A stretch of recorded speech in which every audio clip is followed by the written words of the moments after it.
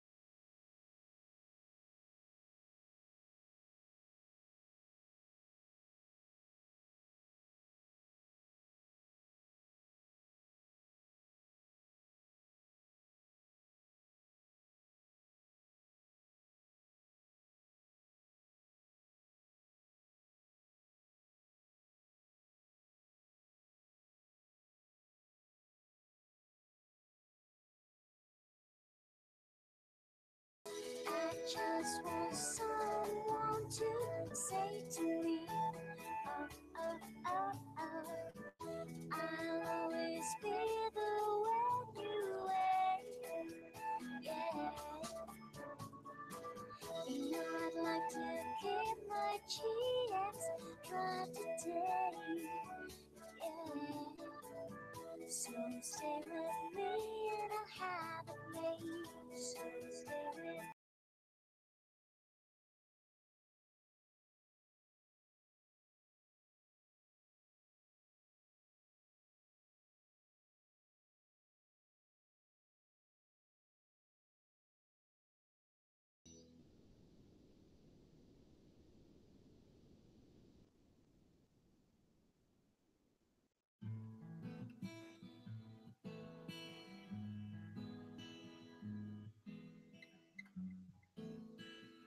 You can reach me by railway. You can reach me by trailway. You can reach me on an airplane. Reach me with your mind. You can reach me by caravan. Cross the desert like an airplane. I don't care how you get here, just get here if you can. You can reach me by sailboat. Climb a tree, swing road to road. Take a slide down slow to these arms of mine.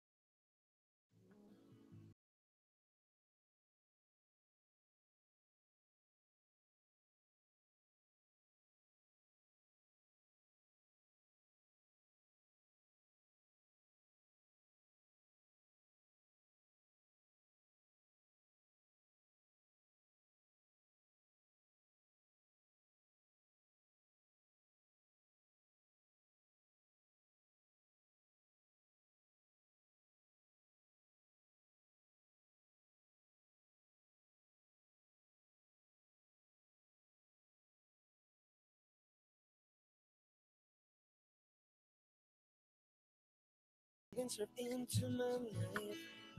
Take me up on a carpet ride. You can make it in a big balloon. You better make it too. You can reach me by caravan. Cross the desert like an aeroplane. I don't care how you get here. There are hills and mountains.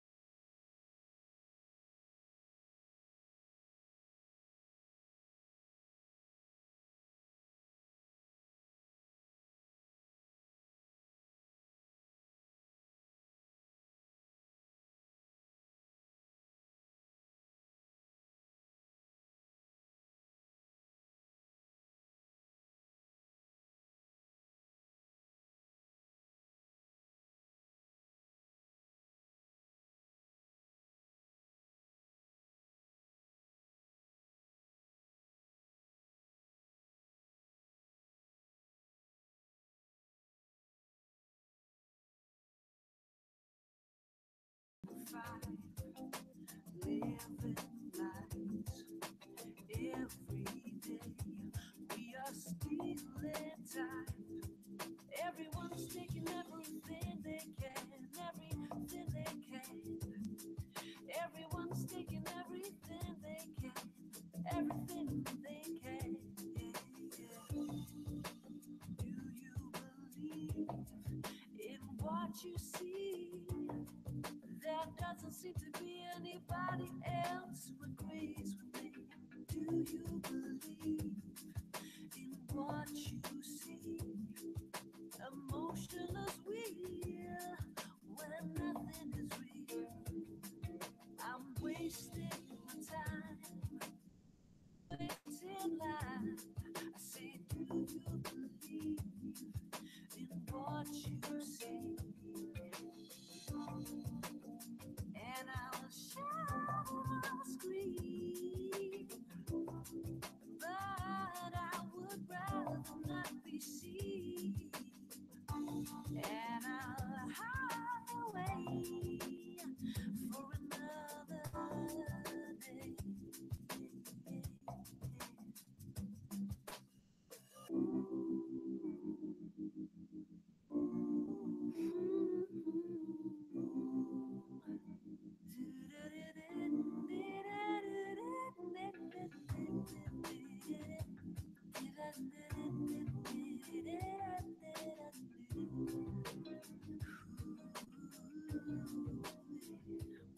I say, do you believe in what you see? Emotionless wheel when nothing is real.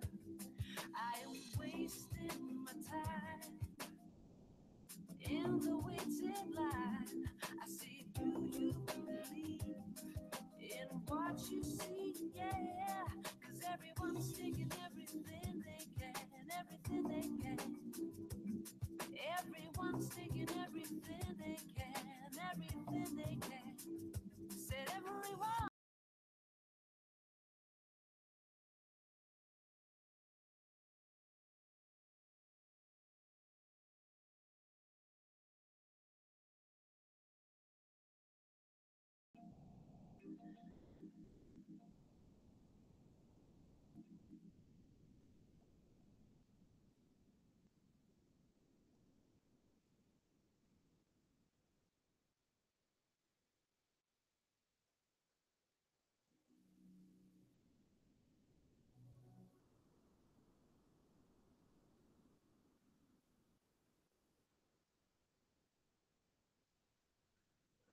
It's a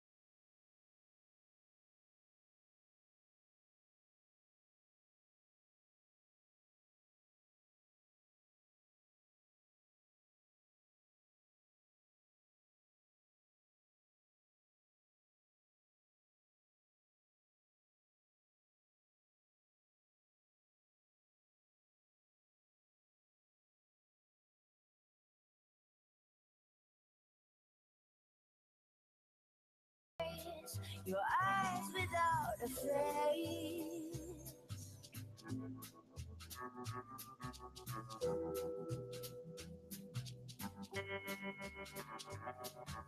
I spend so much time believing all the lies to keep the dream alive. Now it makes me sad. It makes me mad. Hello, everyone.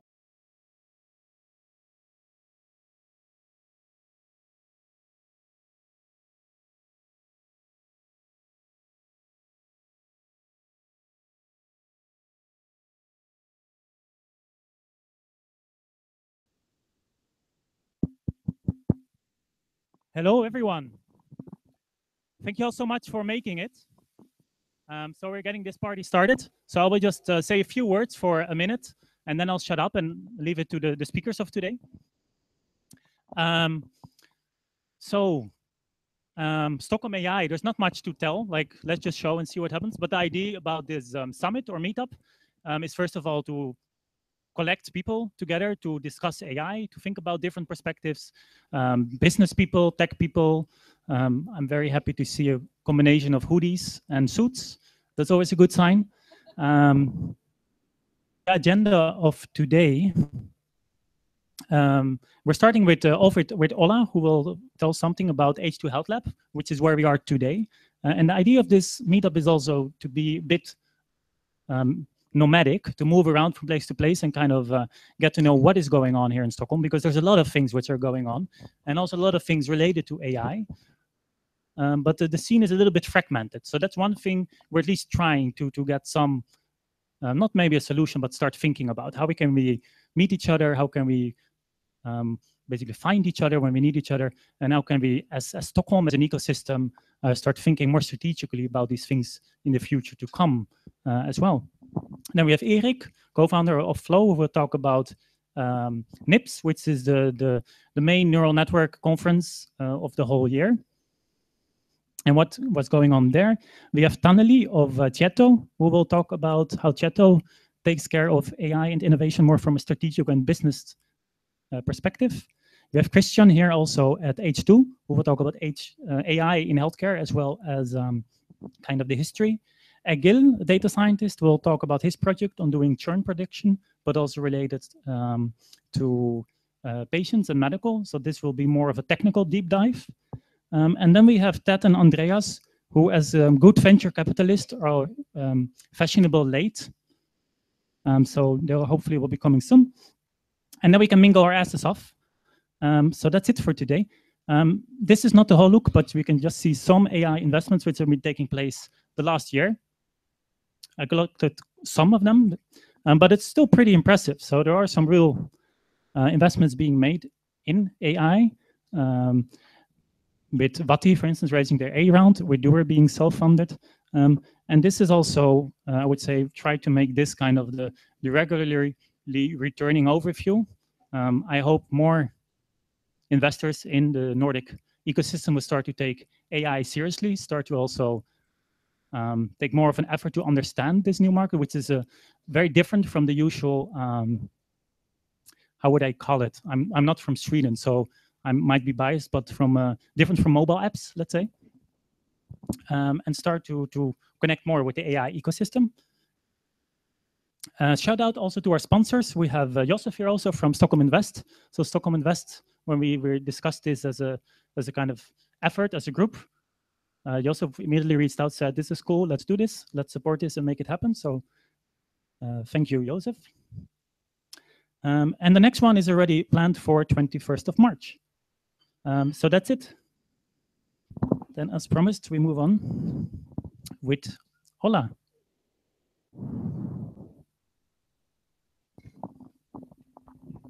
So great. Hello.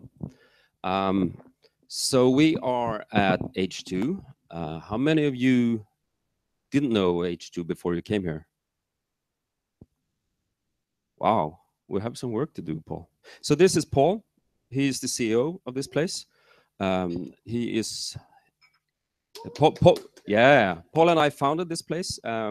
We have been open for 9 months, and This is a co-working space for connected health, digital health startups and companies.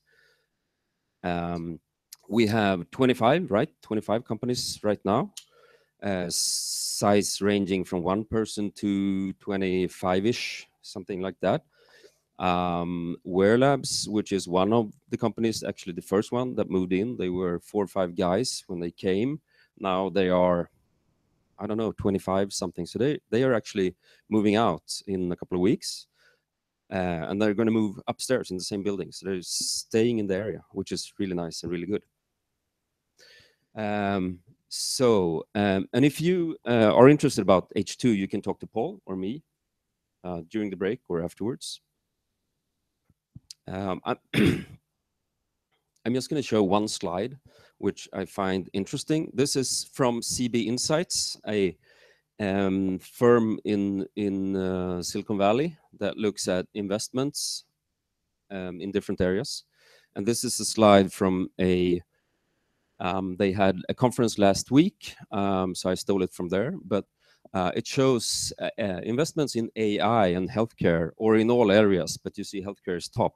So it's a heat map. So the more red it is, the more investments, which is interesting. And the numbers are, as you see, they are not totally updated. We don't have the last for 2016, but it's interesting to see that health and healthcare and AI is kind of leading in the US investments. And I think we're lagging behind a little bit in Sweden when it comes to investments, but I think we're going to see that as well here.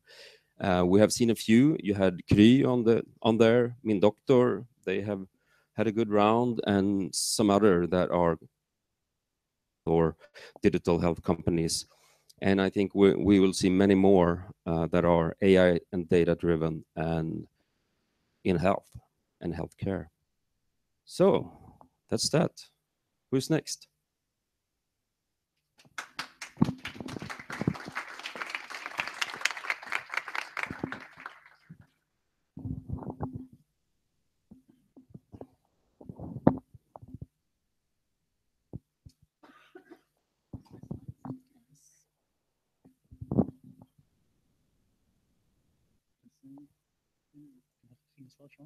No, I can do it like this. You want to have your hands free? Oh, no, it's fine. I think I do it like this. It's cool. I'm Erik Rehn. I'm the co-founder of Flow Neuroscience. We're working with developing a new kind of depression treatment based on brain stimulation.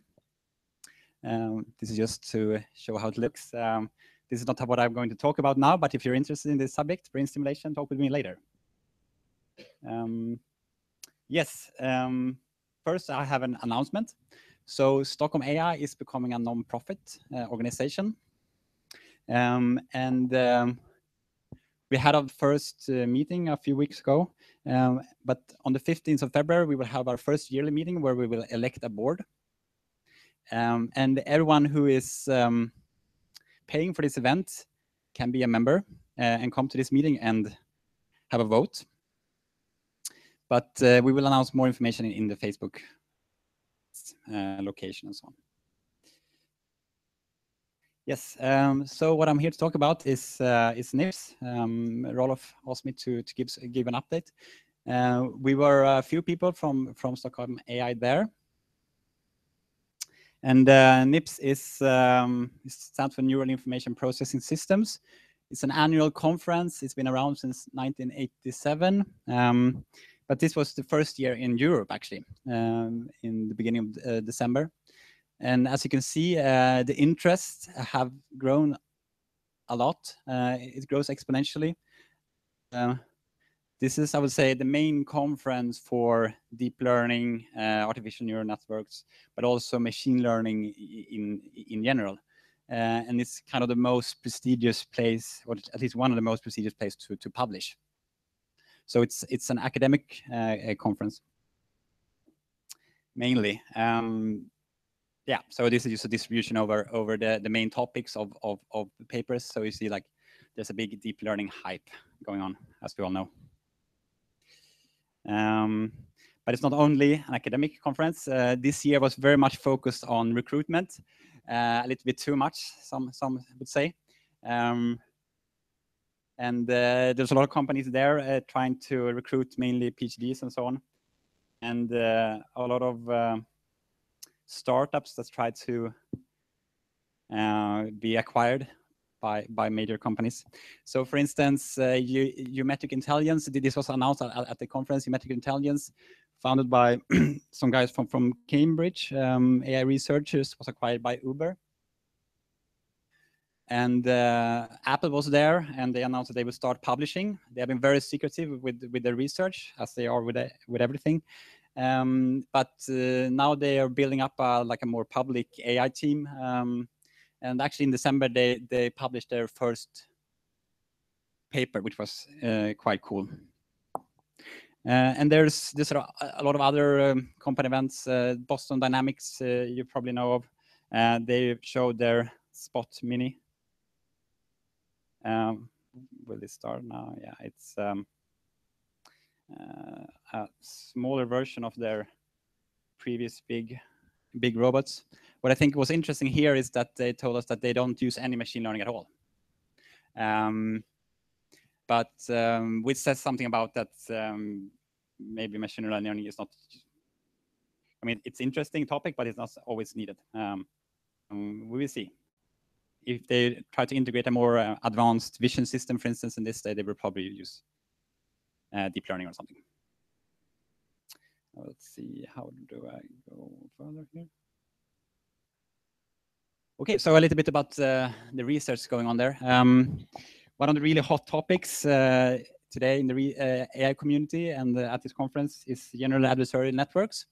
And Jan LeCun, the founder of convolutional neural networks, in his keynote speech, he called it the most important learning in the last 10 to 20 years. And Ian Goodfellow, the inventor of this idea, had a very nice tutorial, which you also can find on archive if you're interested. And I'll just try to explain it very briefly. So the idea is that you have two different models. You have a generative model and a discriminative model.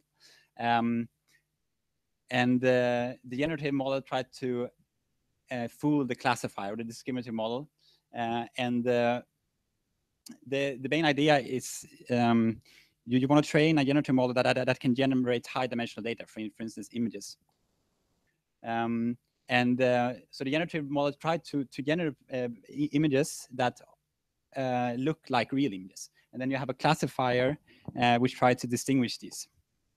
And then you train this in a game theoretical way where they compete. And what's nice for this is that you don't have to define an explicit loss function in the output space. So it's you don't really have to define what a good image is. You just have to make the model generate images that look like the real images. This has shown to work very well, at least for low-dimensional images. So at the left, you see some real images from the CFAR data set. And to the right, you see some generated samples.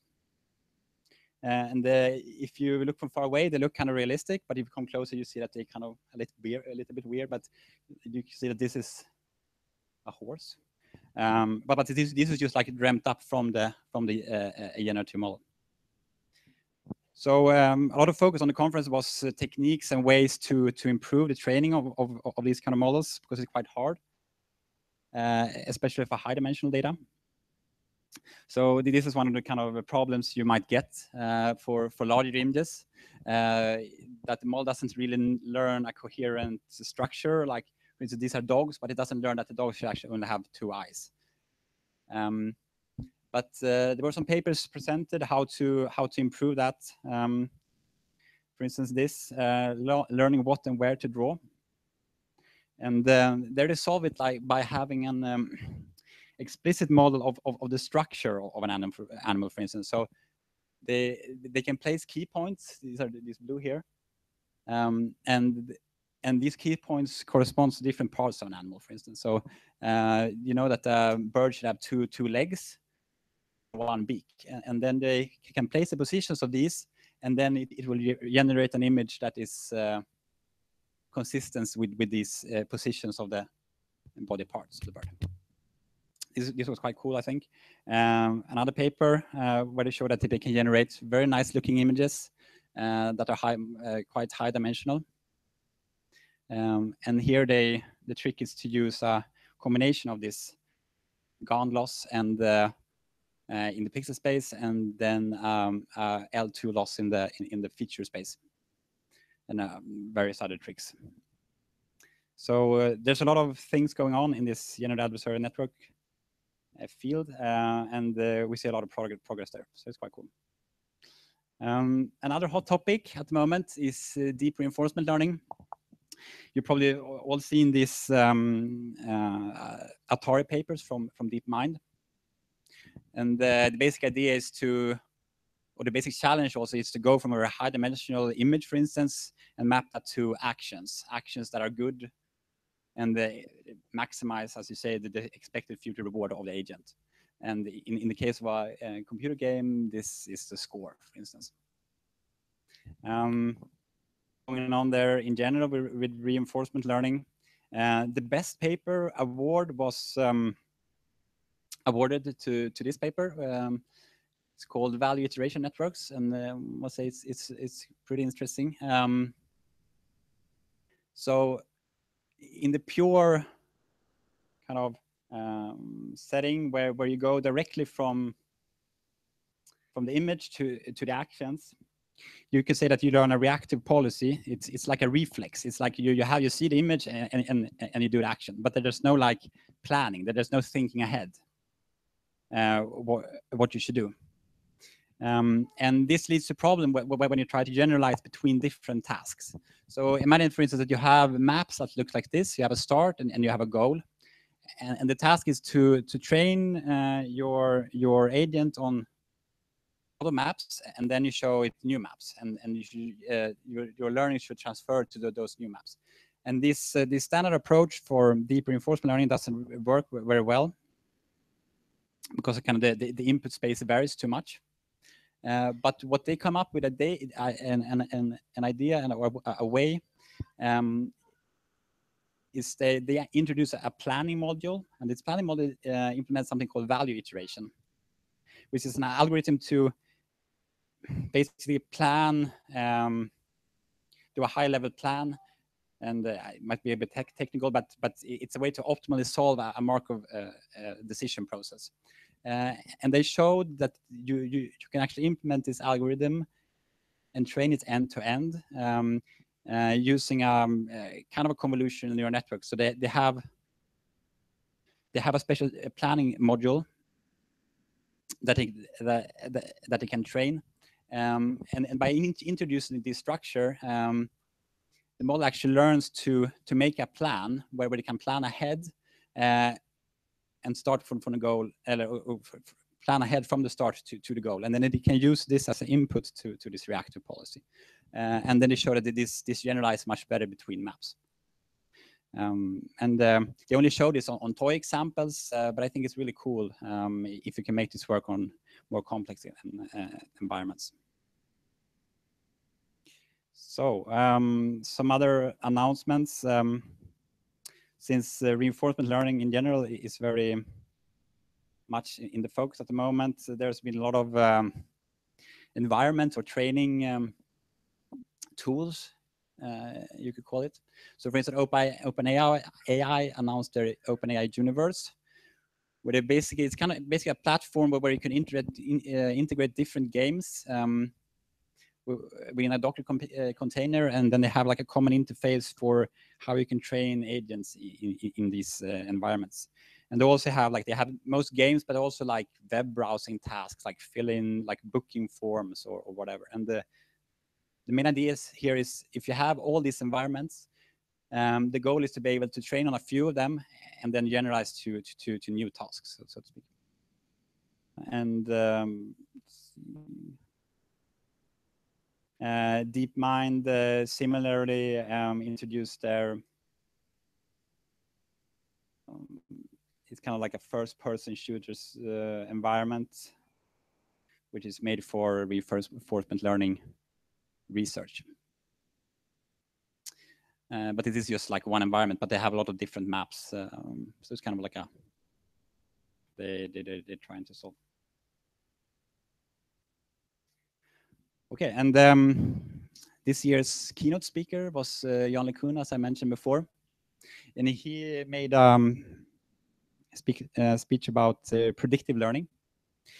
And his main argument why this is so important is that, okay, we have all this hype about the reinforcement learning, and it's really cool that you can learn to play games with superhuman performance.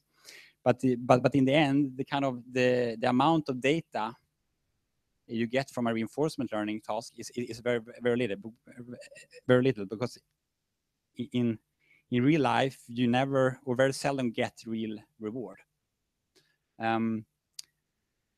So we have pure reinforcement learning, then we have supervised learning, but there we need instead lots of label data.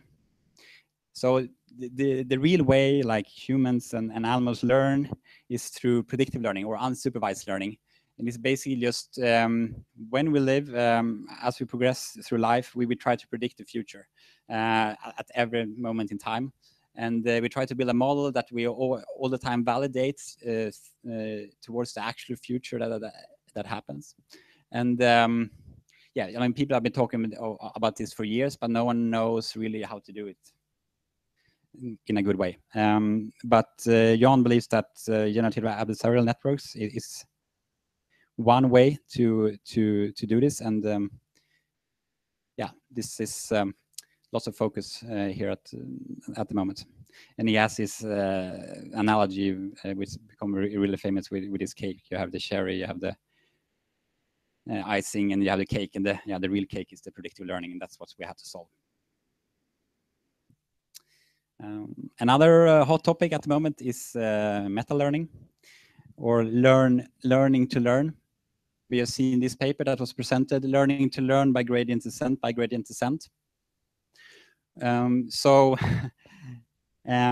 like in the 90s, before deep learning, everyone was using hand-coded features for image recognition. But then deep learning came along, and you show that you can learn features from data much better. And it's the same with optimizers today. So we have Adam or RMS prop or all these different ways to optimize neural networks. But what they showed is that you can actually learn this optimizer.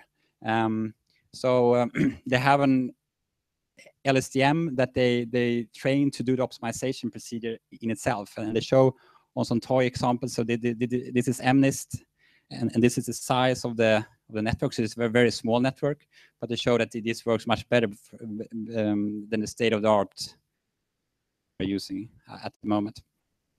Expensive and so on. So we will probably see wait a while before this gets practically useful. But I think it's a very interesting way to produce systems that not only learn a specific task, but also gets better at learning new tasks.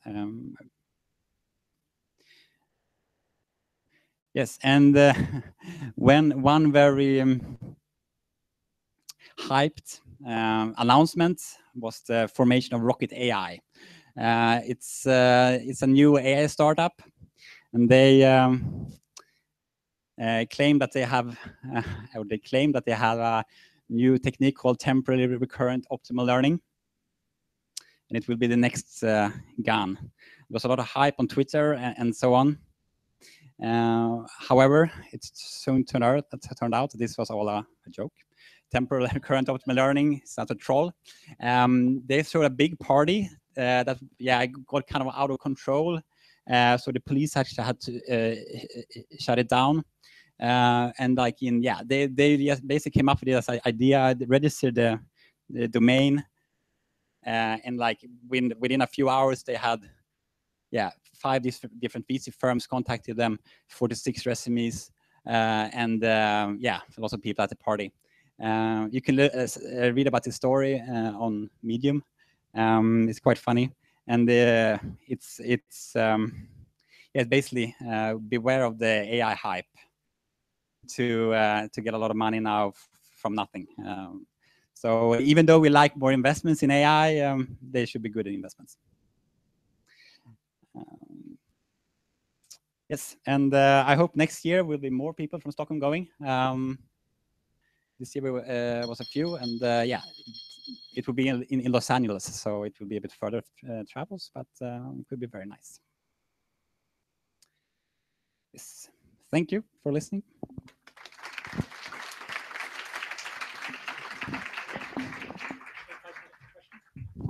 Sorry, questions?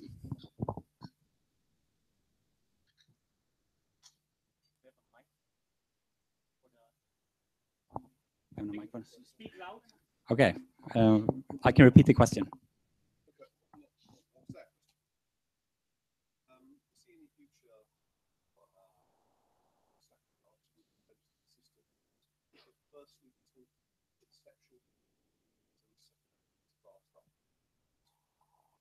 Definitely. I worked at a company that's working for oh, sorry. I don't remember. Yeah, no, the question was like this. Do you see any future for systems that can first learn high-level concepts and then use these concepts to generalize to new tasks? Yeah, and then more quickly than without them. I definitely know people are working on this. It's like the whole field of concept learning is also very hot. No one knows how to do it, but it's kind of related to this learning to learn, because it kind of you have to learn concepts that you know generalize to new tasks and make you more sample efficient or more efficient with data. Exactly. Yeah.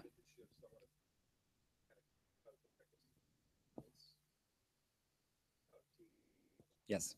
I don't know if people heard that, but yeah, that's what we were doing as babies. Yeah.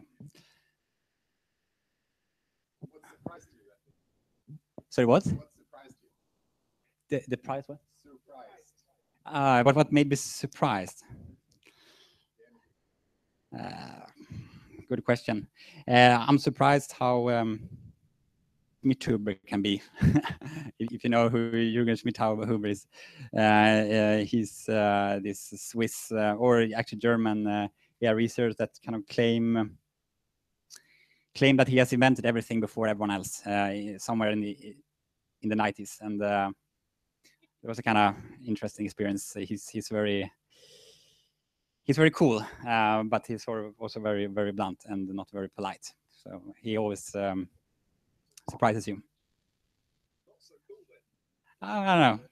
It can be cool in some ways to speak your mind a bit too much also.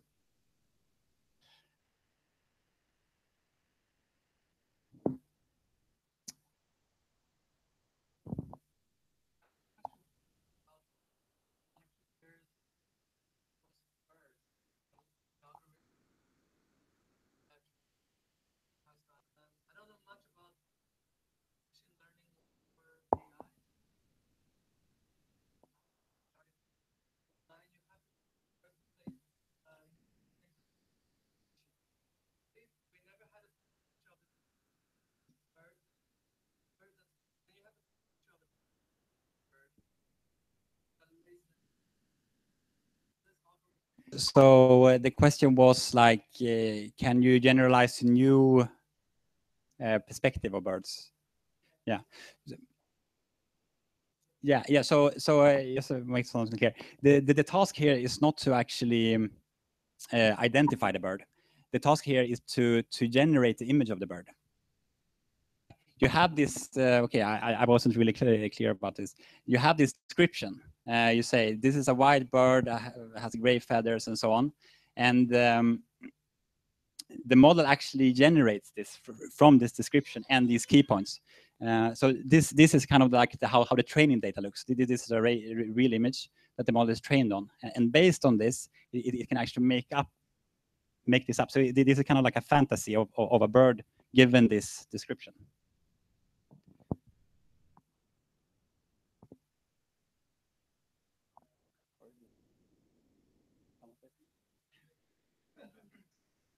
Oh, okay. Okay, thank you. So thank you, Erik.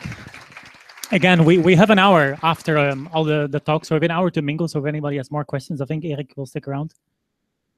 To our next speaker, Tanli of Tieto, give him a warm welcome to Sweden, to Stockholm.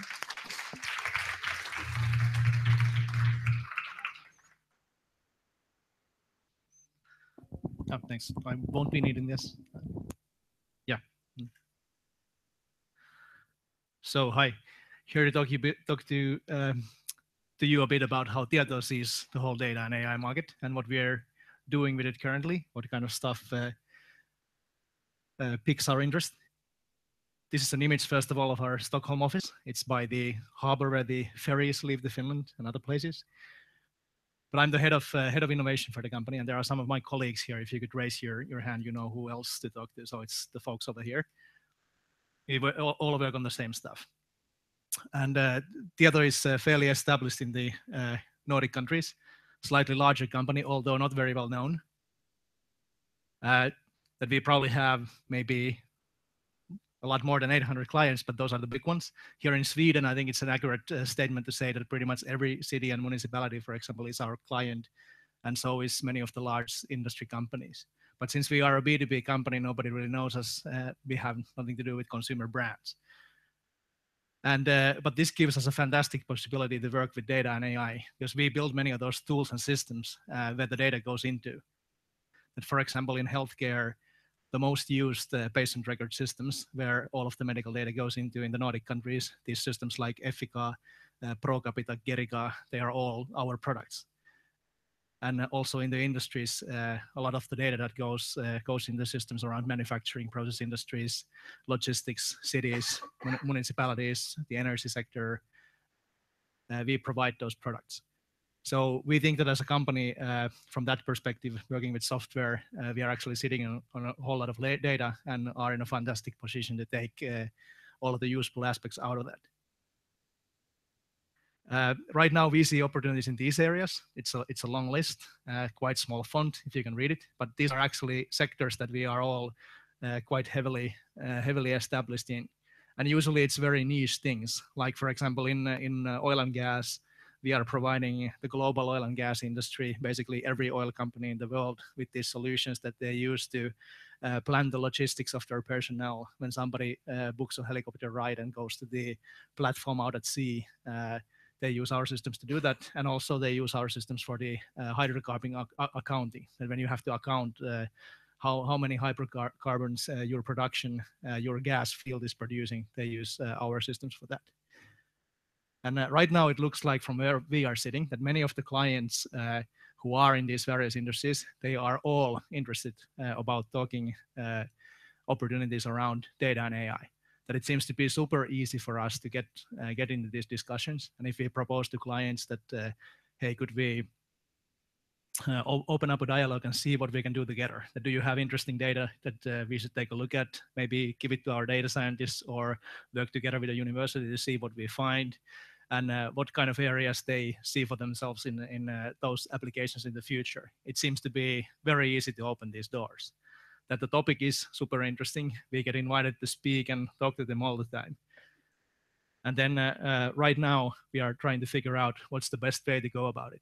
That once we start poking around with the data and usually using not really AI, but the more classic methods of data science, often it turns out that it's not so clear. It's overhyped, and also the customers have more expectations that can be delivered just like that.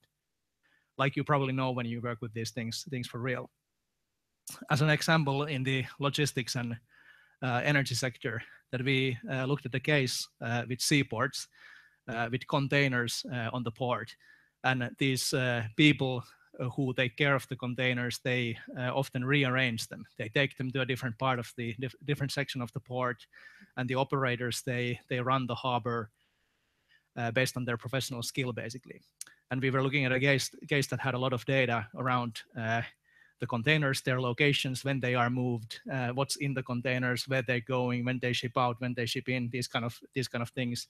And then we were trying to analyze what are the patterns why the containers move and how they should be moved. And it was really kind of inconclusive, not getting enough results out of the data.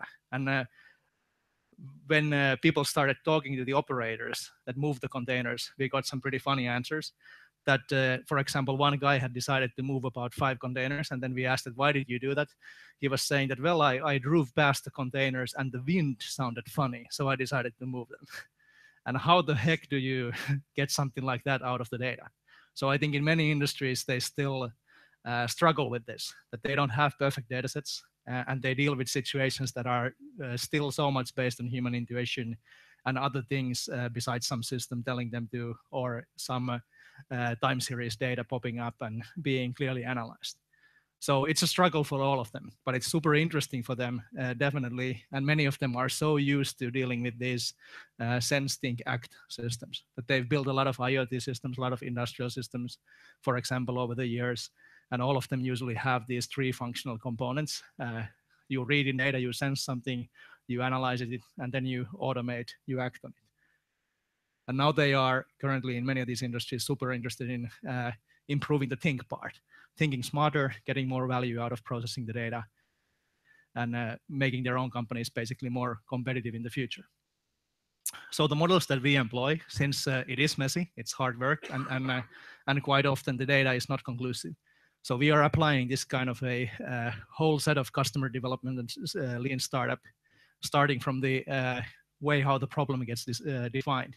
So first applying design thinking methods primarily to a problem, trying to figure out who really is the customer, what's our assumptions, do the assumptions really hold true, what have we validated and verified, what really is the solution, what really is the burning need, and then starting to experiment around what we discover as an insight, and going into building more and more prototypes, iterating it further, testing, verifying, validating, getting the data in, pivoting if we need to, and basically running the basic lean and agile processes here in the middle. And what we try to achieve is some sort of product market fit.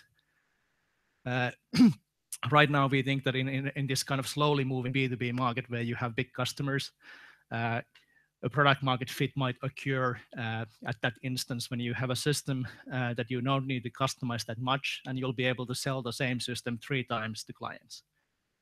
But if you sell exactly the same solution 3 times to big clients, then you can roughly credibly claim that, okay, you have achieved a degree of product market fit. And after that, it goes into basically growth and scale, growth hacking mode, following innovation accounting metrics and trying to build it up as a growth business. So what we're doing currently as a company is investing a lot of money into this area. We're hiring data scientists, building data teams, finding out these ideas and trying to run them through this pipe.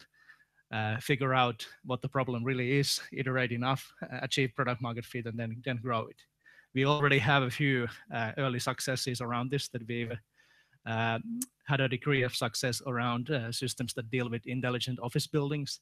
So putting sensors all over office buildings and making a system that measures the people flow and also all of the metrics that you get out of the sensors and does an intelligent planning and analysis out of that. And if you ask me that what the future holds for building automation, like fine-tuning the air conditioning and fine-tuning lighting and heating and these kind of things, it's fairly certain that in a few years, AI systems will be running the buildings. You don't need humans to be fine-tuning the air conditioning that much longer in the future. It could easily be done with AI. And some of the examples that I've seen is neural networks that are typically used in graphics being applied to this problem and being surprisingly successful in fine-tuning the environmental parameters in a building. This is one of our cases. This is a traffic video from Helsinki, from the streets of Helsinki. And it's just an example of identifying pedestrians, identifying vehicles, what lanes they are in. Is it the front or the back? Is it a tram or a truck or whatever? And it's something that we've been piloting together with the city of Helsinki. And the whole smart city team is kind of really slowly moving, but cities all over the world, they are looking into these solutions quite a bit. And this might be one of the areas that in many years to come ends up applying a lot of these ideas, that they have so many uses for orchestrating what goes on in the city better, taking better care of traffic, better care of sanitation, water supply, the utilities, and basically analyzing the people flow of the city. And there are a lot of early pilots ongoing in many cities currently, and everything from smart intersections to things that deal with forecasting something like healthcare needs during the summer season when you have a heavy metal concert in town. You are quite likely to get more injuries to your emergency room than otherwise. So it's all sorts of applications that deal with what goes in the life of cities. One of the cases that we are doing here in Sweden is related to cancer care, that we have this fairly large case over 10 years and worth 46 million euros. It's with a bunch of Swedish regional hospitals. And the case here is to basically run the process and run the logistics of pathology samples. Where somebody gets a cancer, they take a tissue sample out of the patient and send that tissue sample to a round of pathology analysis. And usually this isn't that fast. The results can basically last up to 4 weeks. That it takes quite a bit of time until you get an expert to take a look at the sample and return the statement of what was found in the sample. And we think that we can run this with basically basic business process techniques. This can be run cutting the time down from 4 weeks to be within a week. But running this with an AI would be basically 1 day. So instead of having 4 weeks round time for one pathology sample, I believe that this could be run in 1 day. And it's opportunities like these that we are now looking into and having a pretty good position for that as a company, since we already know the customers. Some of them have been our customers for close to 50 years, and we make all of the systems that gather the data ourselves. So it's a fairly good case of looking into problems like this. I'm not going to go through all of these, but these are roughly more than 20 revenue models that we see are a lot easier with data and AI. So it's too small to read from the behind of the hall, but there are all sorts of things in here, like normally industrial companies, especially, they are used to selling products only, that I sell you one mining vehicle, for example, and ask you for a bunch of money, and that's it. That's been our business forever. But now with the IoT systems getting more data into the systems behind, and then using smarter algorithms, smarter analysis, smarter AI, all of a sudden it opens up this whole world of different business models that wasn't possible before. So now you can sell trucks by charging them per use. You can have fractionalized ownership models. You can sell quality instead of quantity, and you can throw this around in many different things. And most of these things are not possible if you don't have the data coming in, and if you don't have that smart thinking involved that optimizes this and allows for all of this to happen. So it's one of the primary strategic and business drivers why a big crowd of customers is so interested in exploring these opportunities. It's because of this. This will mean the world to them in the future, basically life or death against the competition, who figures out the smartest models. We also run an incubator. This fleece that I'm wearing is all about that. That we have our own incubator that primarily seeks to incubate all of these ideas from within our own company, that we employ close to 14,000 people in different countries. And we gather a lot of ideas from them, and we basically enlist internal entrepreneurs to join us, and then we provide them with a lot of coaching support, a technology platform, all of the tools that they need, developers to develop with, and also contact the customers. And this call is open to anybody. So if, for example, a person who's now maybe an AI researcher or a student in a university and has a really smart idea how to apply data-driven things, AI things in some context around smart cities or healthcare or whatever, maybe financial technology, it's an open call for that kind of a person to join us as an entrepreneur, that we could employ the person and seek what we can build together. This incubator started just after the summer last year, and we are now working on cases at the moment. So it's keeping us very busy. This is again too small to read, but it's a representation of where the world is going. You'll get this material later, so you can check from the slides afterwards. But we are currently moving from the left side of these columns to the right side of columns. So it, for example, says here that we are moving from steady to dynamic, from owned to share, from exclusive to communal, from mass-produced to personalized, from centralized to decentralized, and so forward. And this change that all of the industries and all of the companies and society is in the middle of, this basically isn't possible without AI. That many of these things to their fullest extent of the future cannot be done unless we apply something like advanced analytics and AI in general. And I'm fairly confident that companies will be able to make this change, because to them it's no issue that they either make the change or then they stop existing, that somebody else will take over their business. What I'm more worried about is the societies, the countries making this change. That if you look at societal discussions and how much of politics is tied to the old way of working instead of looking forwardly into the future, that's kind of an item to be slightly worried about. But the big message here is that it's a huge transition, moving quite fast in many industries. Some industries a lot faster than others. And it won't be possible to the fullest extent without AI. So we definitely need that as an ally to get there. What kind of AI we are working on? Currently, we are running all sorts of experiments that we, for example, got our company into the headlines of many medias by announcing that we are adding an AI member to our leadership team.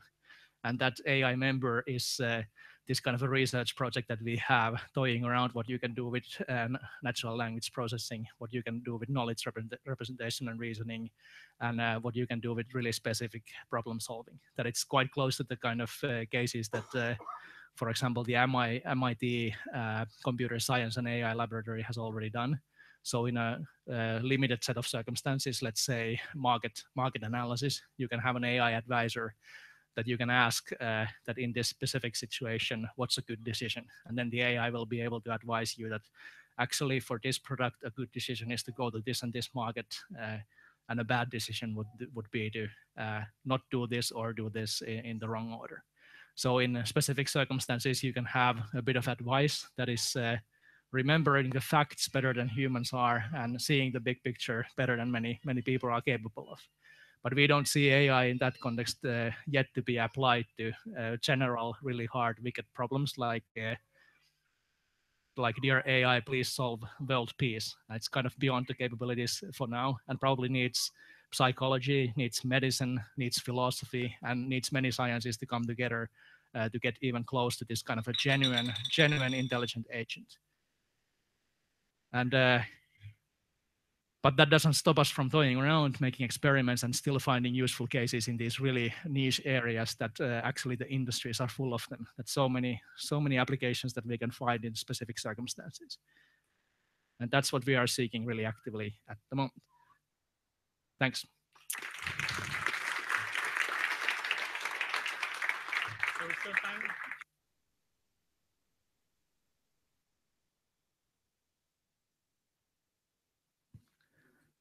What are a few main obstacles to successfully completing machine learning projects with companies and clients? I think the question is about main obstacles of completing projects for customers and clients. And one of the main obstacles that I think all companies in the same space hit is the access to talent, that you can never have enough people who really know what they're doing and have sizable teams that are sizable enough to actually tackle the problems. So we are constantly struggling with the same issue that seems to go around, that our best people have to be involved in everything, and they get overworked quite fast, and there's no bandwidth to take on more. But if you don't only talk about the people problem, then there's also the problem of figuring out what to apply to the problem, because you tend to get these folks, for example, who love everything about neural networks and apply that to everything, despite the fact that a normal random forest algorithm might do a better job right away. So you actually end up putting in quite a lot of time into technology approach to a problem, and you might even argue about it uselessly for a while, and there are those sorts of problems. But I think it comes with most of this being a fairly new field, that of course AI research and research in analytics and machine learning has been around for a long time, but to really apply it to industrial problems, to apply it to business problems, that's kind of new. So we clearly have the clash of two fields, that it's like scientists talking to business people, and it's not always working out flawlessly in between. Yeah, a short answer is that what's the problem? The problem is people, basically, talent and figuring out what to do. Yeah, just a question. You described Yep.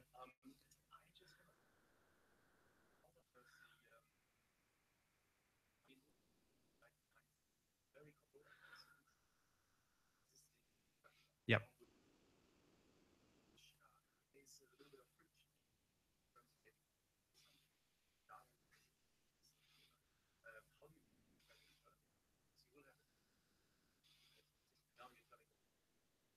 so you will have now you're telling what area? I mean, Yep. is that something? Yeah. So the question was that how well does this really work when you end up creating products that basically cannibalize an existing business or an existing product, and you have conflict between the legacy and something new that you've managed to come up with. And yes, it's a genuine issue. And we've tried tackling it in a way that we've set up this this part of the business that focuses on data and AI and creating these new things. This is set up as a separate industry group. So our other industry groups are like 500 million businesses, huge businesses that have a history of 40 years. And we've set up this new area around data and AI on a similar level. So actually we are, the rank is the same. And that means that we have much better position to also cannibalize the legacy and say that, sorry guys, this is a new product, we own it. And I'm so sorry that it's tough for you, but this is not what we're going to do. And to make the mandate really powerful. And also not worry too much about cannibalizing the old, because if we don't do it, then it's bound to happen by a competitor, that sooner or later someone else will do it. And also our customers, they're not super patient either, that if we are failing to deliver what they want, wait around for a few months and they will buy it from a startup or buy it from somewhere else and start building it themselves or something. So they will also have a strong motivation to go forward and proceed. I've got two babies at home, so that's a very familiar sound. Couple of months ago, I got twin boys, so listening to that all the time at home. Thanks. Yeah, thank you so much.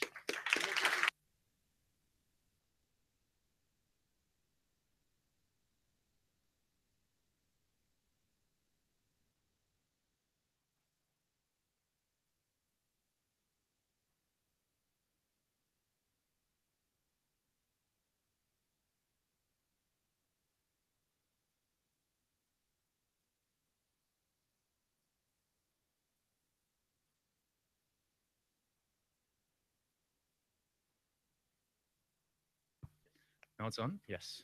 Cool.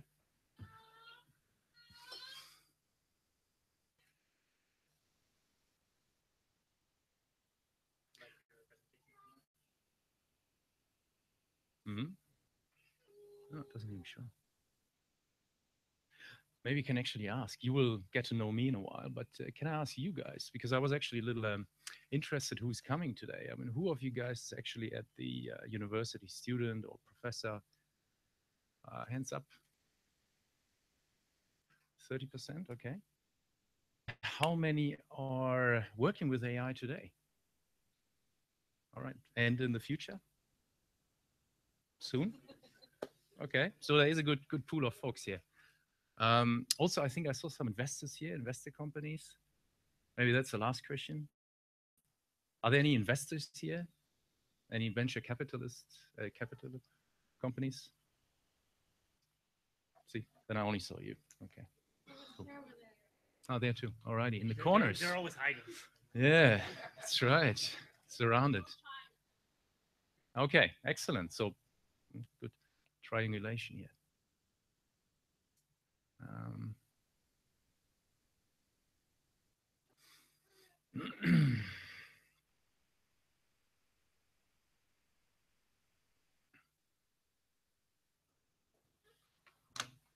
Ooh. Is it meant to be in? I think it is. Would it help? No, Ah, you put it on.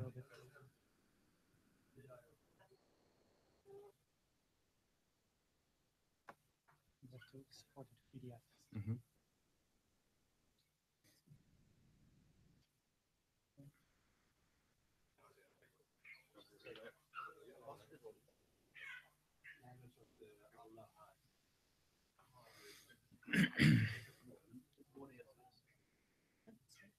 Cool.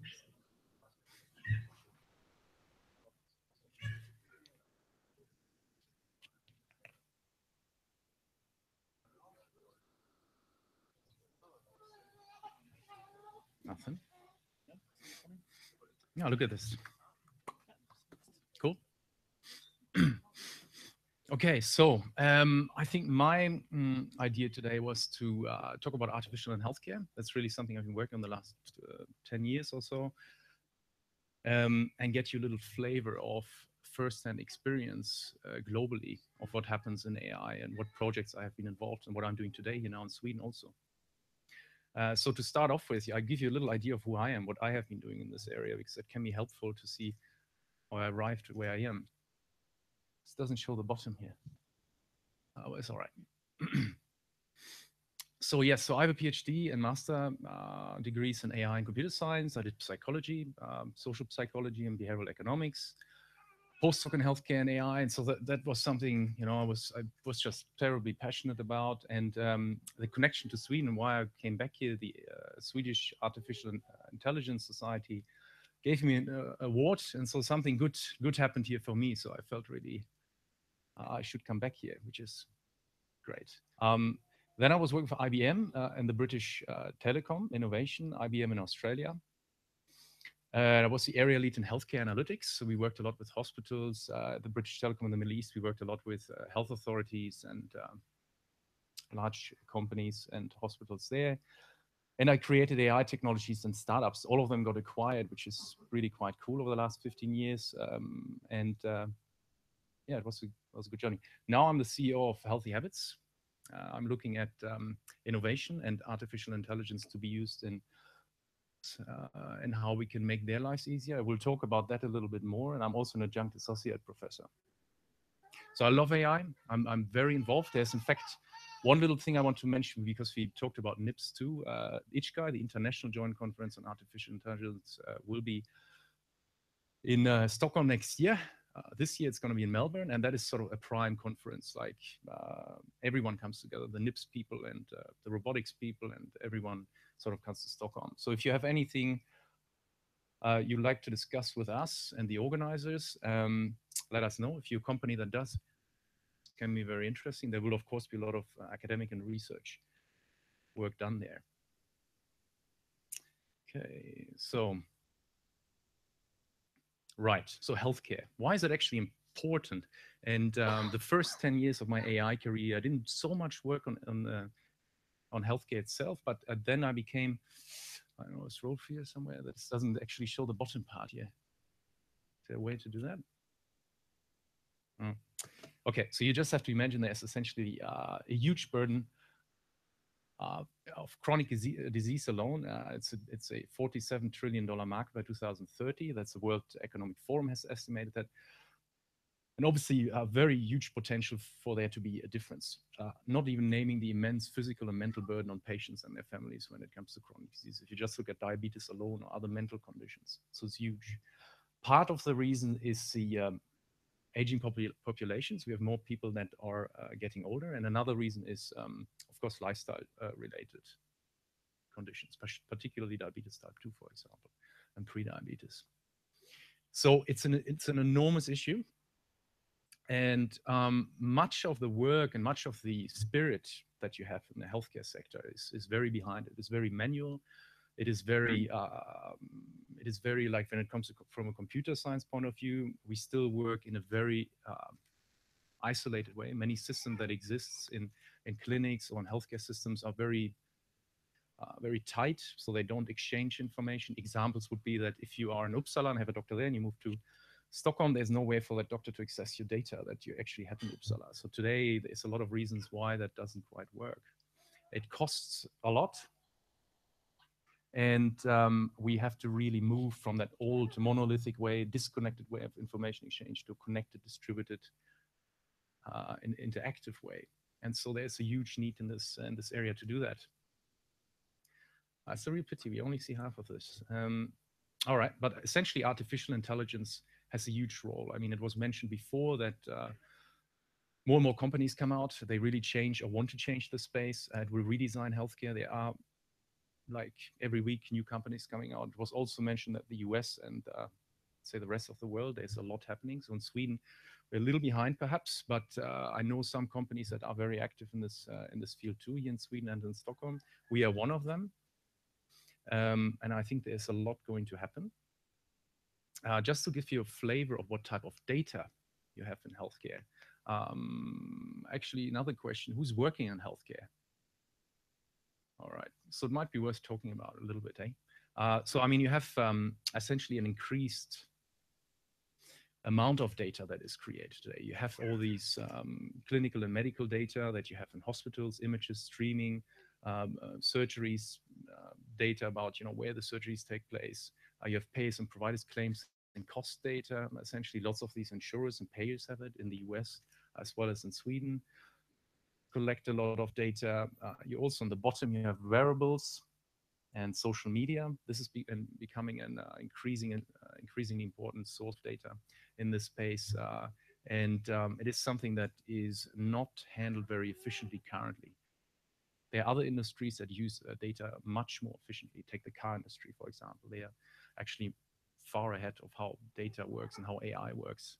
In healthcare, we are very behind. And there's a number of reasons. It's not only technological, it's often regulatory too. So I want to say a few things about what I've been doing, maybe some highlights of what's going on in the rest of the world. I worked at IBM Research in Australia. We were tightly connected with all the global labs in the world. I worked with Tokyo, India, Africa, and labs in the US. And we had essentially healthcare and life science. So I was the area leader there. We had about 150 researchers, engineers, and postdocs. And that was the area that was really falling in my lap together with my colleagues, of course. And to give you a flavor of perhaps one project which is related to what we did there, it was really about hospitals and how they are dealing with internally with their operations. And by operations, I mean more like how you're booking surgeries, how you're booking the surgeons, how you are caring for patients once they had a surgery. We worked with a very large hospital. And some of the issues that are recurring and a real headache for these guys is the underutilization of beds and theaters. So sometimes you just have these things being empty. And that is just one of the worst things, particularly with the taking into consideration that many of these people are waiting for 1 or 2 years. So you have this waiting list on one hand, and on the other hand, you have essentially beds being empty and theaters being empty. It is actually very difficult to predict these types of things. So the reason why we got engaged was really to make more utilization possible, to optimize hospital bed occupancy and reduce the waiting times. So these were some of the targets that we had. And yeah, so we came up with a model. It was actually mixed between using analytics and data mining, using a lot of the IBM tools and optimization, which is much more mathematical. So evolutionary algorithms would be one example. And we were essentially looking at how we can optimize those types of predictions and situations that I just mentioned before. What we first did, we really tried to map out how the current system works and what has been done. And then we started to actually implement these nifty AI and optimization algorithms. It's important, it was mentioned by Tieto too before, that you really understand this business process well. Then it becomes at least a little bit less challenging and you can understand what happens. So what we really did, many of you might be familiar in general with with how data mining works and analytics works. You often do a lot of ETL. Then what we did is quite some advanced clustering, whereby we looked at how long existing patients would stay in the hospital and how long operating times are, etc. You would throw that into the system, and then you would, based on some of those factors, you would throw that into the optimization system. It would start giving you essentially a plan of how the rooms would be scheduled, how surgeons would be allocated, etc. And then, yeah, and then you would be able to actually become much more efficient. And so the classification would actually tell you something about when patients would arrive to the hospital, which is often like a black. I mean, there are some at hospitals, there's some situations where it's quite obvious. For example, summer times, or when you are, at Christmas time, it goes up and down. But everything in between is actually quite difficult to predict. And that is something where we came up with a solution that really has an 80% correct classification in terms of predicting when these patients come and what type of resources they would need. It was quite a successful project, and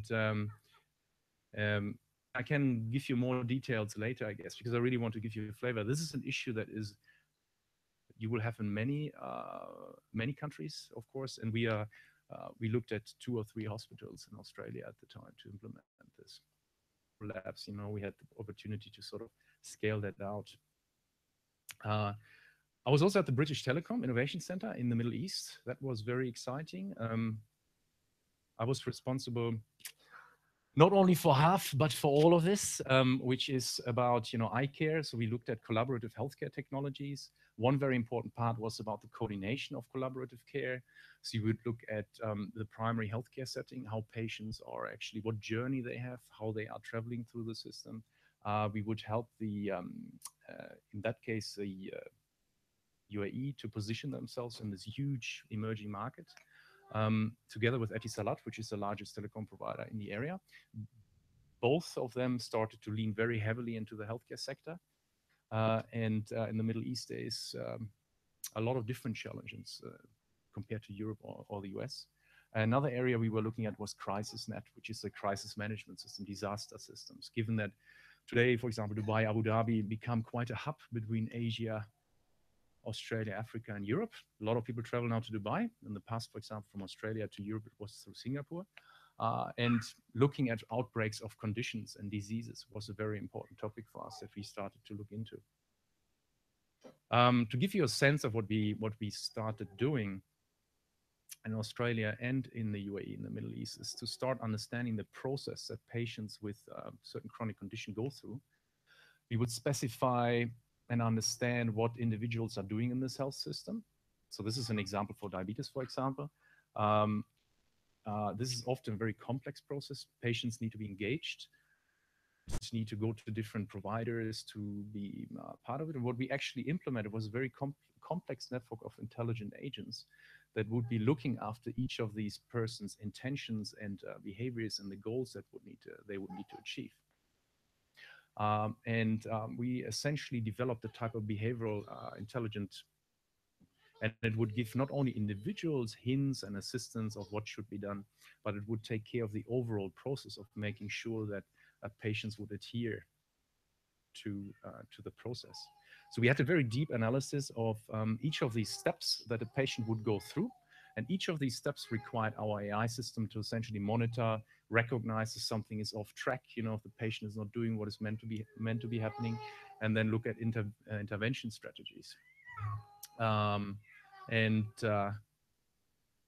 Yeah, so this is a little overwhelming slide, but what we did is we really monitored that quite deeply. This is sort of a Petri net. Some of you might be familiar with it. It allows you to look at these processes and what hangs together. One would also, it's related to process mining. There's data mining and process mining. So you look a little bit more at the processes that occur, and you can sort of understand those. One thing that is useful here is you can look at compliance and efficiency. How many people are actually doing what they are meant to be doing? And that will allow you also to start, and that's what we did in the UAE also. I mean, there are algorithms in the medical domain which doctors follow. So if you come to the doctor's office, they usually go through some processes. They should be doing that. And of course, what is very interesting to start comparing what really happens and what a doctor sets out to be. And that is something where we were able to give advice to the health authorities and actually make a change in the way the system works over there. Yes, so maybe, yeah, I think we have a bit of time. just briefly, another thing that I mentioned earlier is we started looking at like heat maps on geographical issues in the UAE, and we had essentially access to all the data of all Emiratis, of the natives in the country, looking at essentially how they are distributed, what type of conditions do they have. And we were able essentially to map out. And the reason why we did that is, it will help policymakers and the authorities to make decisions about where certain hospitals or specialized clinics would be built. So huge investments. So in our case, we could, for example, say that central obesity or hypertension, so high blood pressure, for example, happens much more in the bigger cities than it does like in the remote areas. We had certain hotspots of certain activities that were going on. And this was directly used, and I think it's even used today still for people that make decisions at the health authorities in Abu Dhabi.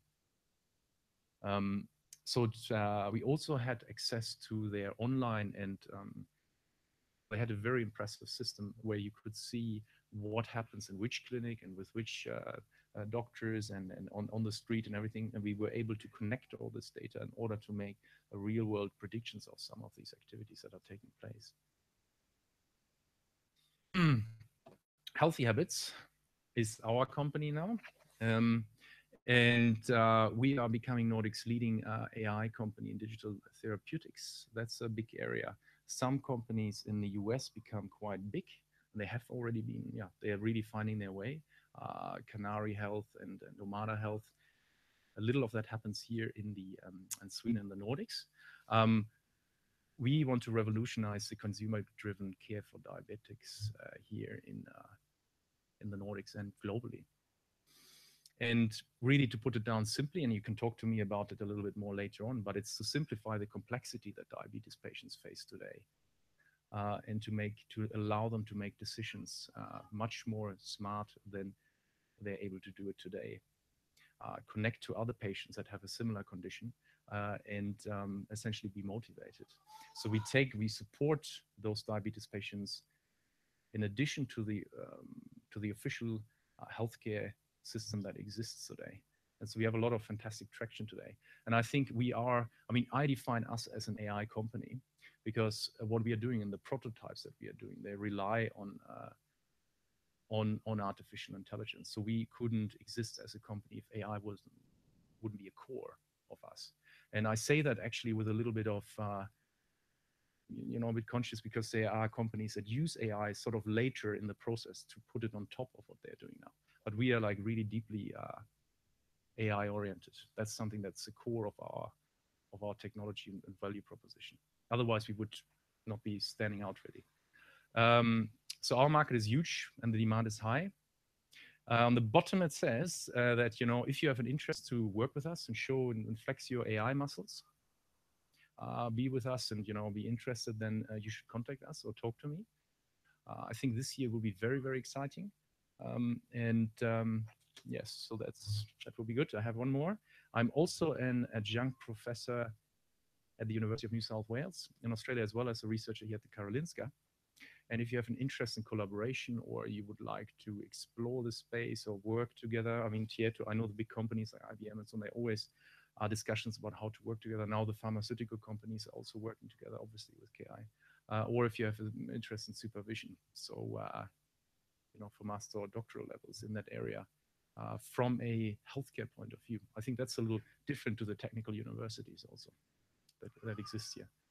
Do I have another one? No, that's it. Yeah.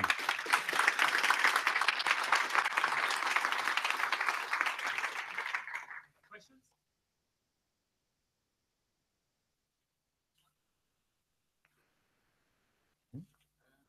Yeah. How do you see the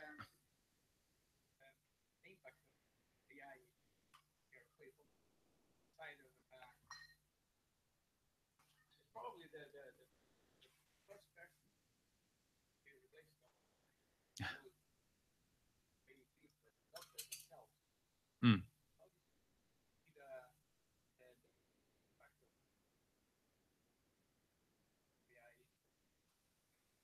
Right.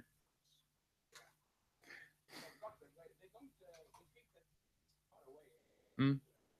Mm. Mm. Mm. Mm. Themselves, but are very skeptical about Mm, mm, mm. So first, I think it's you talk about one already very specific area of healthcare, right? I mean, it is huge. It is pharmaceutical, it's drugs, it's primary healthcare, doctors and nurses. It is surgeons. It is how clinics work. It's the operations behind it. So I mean, there is this typical example of okay, AI that will be really smart AI doctor that is making all the diagnosis and treatments, and so therefore the first to go are usually doctors and nurses. But I mean, there's a lot of other things that are happening too. So the question as to what will make the biggest difference, usually AI in industry and in the real world is most successful if you start taking away the tedious tasks in the system. And usually, for example, a doctor and how doctors operate today, they're much more hands-on. I mean, the traditional way of delivering healthcare is by touching people, by talking to them, and so on. So I don't think they will be replaced as such. I think certain parts of their work will be replaced with AI, but I don't think they will be replaced as such. I think there will be a lot of process in the background, such as things that doctors don't usually like is if they look away from the patient. In that you have to do today, more and more ICD-10 codes and everything. If there is AI solutions for that, and it actually starts smartly categorizing these things instead of you typing it in and spending a lot of time. I mean, that I think, so I'm not so much thinking about replacing that person, but yeah, so that would be a short answer. And then I think it is all about improvement and better diagnosis today also. I mean, actually, I think there's actually some problems. I don't know if it replaces anyone, because if you think about these millions of journals that are written about a certain condition, for example, a doctor is usually able to read maybe a few dozen papers a year to be up to speed, but there are millions of papers published. So, how can you make it so that it becomes much more tighter for that doctor to read and absorb? Short one. Yes? How country-bound do you find help? Like, for example, take your company. Yeah. I suppose you've been training it and building the models on Swedish conditions, Mhm. patient. Mhm. Could you take that to Dubai or Australia or US directly? Or would you have to restart, rebuild the models, retrain? No, I think in my world, I look at AI and technology and the way we develop these things quite independent of the applications in some sense. Of course, there is a good amount of work done on the certain details, like for example how we present this in terms of language. So now we have a Swedish interface, of course. So no, I don't think. I mean, our system is built now very, very flexibly. It's a global system, so it will help. It will connect people in Shanghai, and in Stockholm, and in South Africa, and obviously there's quite a few things to solve still, but that is the overall vision. So yeah, in our case, the models will not influence so much. It should be adaptive. Yes. Right.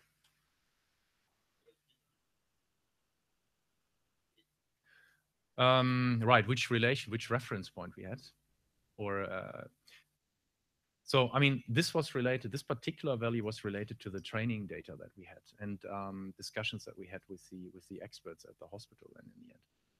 But I mean, this would give us a sense of, I mean, what we applied in this case, if I remember correctly, was really, I mean, we used a lot of data from several hospitals, and then we were starting to do, training data analysis. So we didn't, and the next step in this project, and I don't know, was really to see how much that matches the real behavior.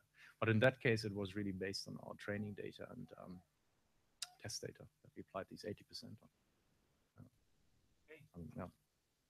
Cool. Thank you so much. Yes. Thanks. Yeah. Yep.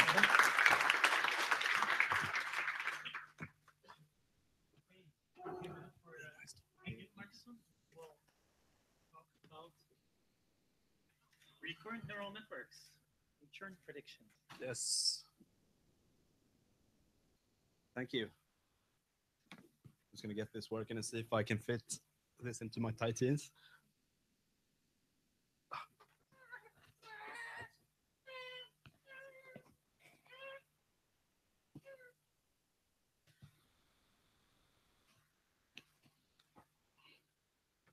Does anyone hear me? Yes. Works fine. Okay, so I'm going to be talking about the art of churn prediction, and the title comes from that this is a problem that a lot of people are working on, and there's many ways to do this, and a lot of them are actually very hacky. There's good and bad and complicated ways. I'll be talking about how we can do this in a smooth. I'm going to try to frame the problem, and by framing the problem, we're going to see that there's some obvious machine learning strategies that we can choose. And then I'm going to talk about a certain model that I'm kind of invested in that I like, called the WTT-RNN. Um, so yeah, about me. I'm extremely interested in everything that has to do with predictive modeling. I started studying economics, and then it was a little bit too little statistics for me, so I did a Bachelor of Statistics. But then I realized that, I mean, I'm more interested in too interested in math to do pure statistics. So I currently even doing a engineering mathematics degree on Chalmers. Did my last exams last week, so hopefully I can remove this soon. Um, and I'm basically always been interested in like trying to take fuzzy concepts that are dependent on like how we see it in terms of how we interact with it philosophically, and cut away all the fuss to make it into a manageable predictive problem. Um, and the last year I've spent working and thinking about churn prediction. Um, I did an internship this spring at Ticktail, awesome company, where I built a model, and then I've been writing my thesis about it. And I said that. So, churn prediction. How many here have a vague idea what churn prediction is? Right? That's almost everybody. How many have actually built a churn model? Quite a few hands still. That's good. What is churn? Yeah, what is churn? Good question. You want to predict which users are at risk of dropping off. Now you might ask, like, why am I talking about this at a health gathering? You can just add patients because it's the same problem. You know, I'm sure a lot of people here are working on where they have things that will break. It's the same problem. You have a bunch of users that will drop off. You don't want that. You want to predict that. So this, when we think about it in the beginning, this seems like a very obvious problem, classical classification problem. You have a target value, like each customer, and here is one if they will churn, or zero if they won't churn. So you want to predict, are they 0 or 1? And you have the churn rate that you data scientists report, which is crystal clear. It's just, you know, the monthly change in the number of people that are in this state, 1 or 0. And then you have the churn score, this business metric that for every user, it's the predicted probability that they are or will churn, and use a machine learning model with features to predict that. Well, there's some obvious problems with this. First of all, like user n, like what is a user? Can we have a data set where each row represents the users? I don't know. Like if we think about how the data looks like, where does it come from? Where does it live? It lives in like different timelines. Does anyone understand what I mean here? So you have a data set, you have a database, and then you have one user that turned up in October, and then you have tracked them all the way until here. So, you know, each user is a time series. It's not one instance like that. Next problem is that when we start thinking about it, like, what does this mean? Will it churn? If not to be gloomy or anything, but if this whole room was a data set of like people that will die, we will have a very unbalanced data set because it happens, we all churn. So we have to define that. And to do that, we'll use some kind of heuristics, like what does the world look like? How can we think about it? I think this is a good way of thinking about it. Churn, because we have an intuition about how what it should be, churn. Something nice stops happening. Like a patient stops breathing, a customer stops, you stop receiving payments from them, or they stop logging in, something like that. And something we can define as an event. Um, and by doing so, we embed it in like a broader class of problems. If we go to one of these customer timelines, like one of the data sets, just pick out the events that you're interested in, just some events. We call them recurrent events because a lot of them happen. And then we have the feature data, just some variable that you can use to predict events. And what we want to do is that in each day, we want to predict the future, like predict events using previous data history. So we want to do sequential prediction and use time varying covariates, which is a statistics word for just time series data. Classic. And this now is very similar to other problems, like predicting when a volcano will erupt, or predict failures for a machine, or like a car, or downtime for a web server. And in the case of customer churn, it could be, that we have clicks and we want to predict purchases, or we have logins, or all of them, and we want to predict logins. So this works. But now there's a little bit of vagueness in the stops. What does that mean? Have I stopped buying from Amazon? I bought a book a year ago. I don't know, but maybe I'm defined as having not. And that's the truth in this world, that we have to find some way of defining it. That more churn is if it's longer time to an event. That makes sense.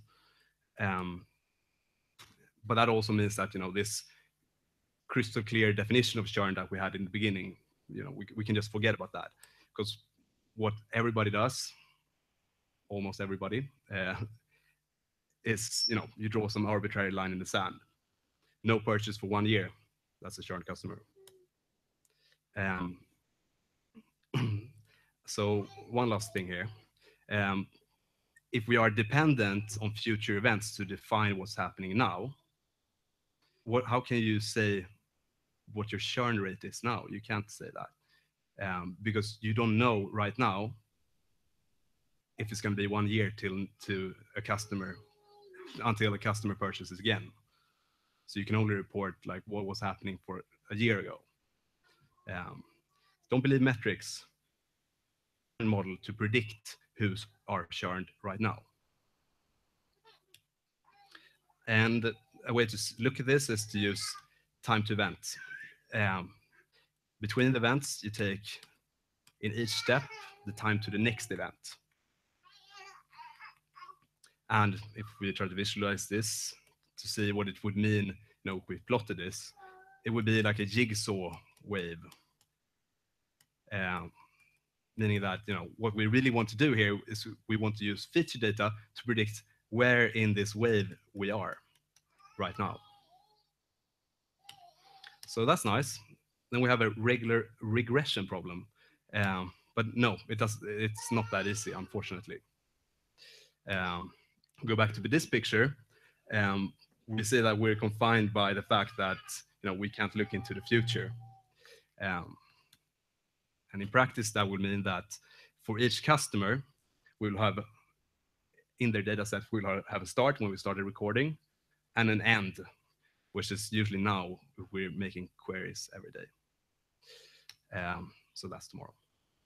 Seen and unseen data from the observed past and the future.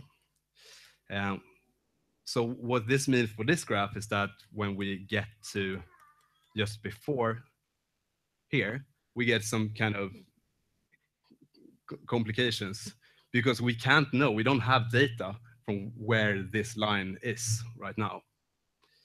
And that's called sensor data. What we have, on the other hand, is that we know that, I know that I'm going to be more than hopefully 27 years old. But I don't know how old. But that's the data point. And I'm sure someone is capitalizing on that data point right now. So yeah, sensor data. How many people have heard about sensor data here? If I would go into like a statistics meeting, pure, everybody would have known. But like I'm a statistician, so I have a background from statistics, so I know that statisticians like to speak about their models like in a very particular fashion. So the machine learning community doesn't really know about this very useful topic, but we can say that sensor data is a minimum between the real data and the censoring time. So we know that it's smaller than the true data if we have sensor data or we have the actual data points. And it's not a regression problem. And in order to train models with it, we will have to use some kind of clever objective function. So there's different approaches to turn it into a binary prediction problem, to make it a learn to rank problem, and then what I'm mainly interested in. But let's start with this one. And this is like the most basic way of doing it. And that's why, I mean, I've done it. And if you Google Charn, this is how people do it. You turn it into a binary classification problem by in each time point to say, will there be an event in 30 days or something like that? And I call it a sliding box model because you can see it as you're sliding a box in front of you and generating like, it's 1 if the box covers an event and it's 0 if it doesn't cover an event. So that's going to be your target value. If we can make it into a machine learning model by having some kind of objective function that we optimize over, we can say that, assume that it's Bernoulli, and then we try to use a machine learning model to predict the probability that an event will happen, or that an event will be covered by the box. Using features, we could see it as trying to use the feature data here to control what we believe is the probability that of the box covering an event. It's nice, it's simple, it's explicit. We can use any binary prediction model, but we don't make any very informative predictions. Our Charn definition will be, was there an event within 30 days? That's not very informative. There's another problem that in order to make it informative, we want to have tau as far big as possible, like the box width. So we want to maximize it to make it so that when we say that someone is charmed, that we predict that someone is charmed, they won't come back, because that's what everybody that consumes your metric is going to think, which leads to high no, I'm not going to try that. But there's another problem with having a big tau, is that we can't use this, we can't go further. We don't know if there's going to be, we can't exclude that there's going to be an event beyond the boundary of now. So we can't say that there's not going to be an event tomorrow, so we can't say that there won't be an event in 30 days today. And for this whole data set, it means that like this data just has to go. We can't use that as training data. And if we have a big box, we'll also introduce some kind of sparseness in the model.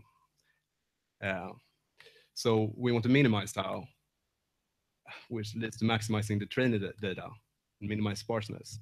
And this obviously creates a complicated pipeline when we're training the model. So we first want to do feature engineering. if we don't have a temporal model, we're gonna have to hack our ways to get some good features from time series.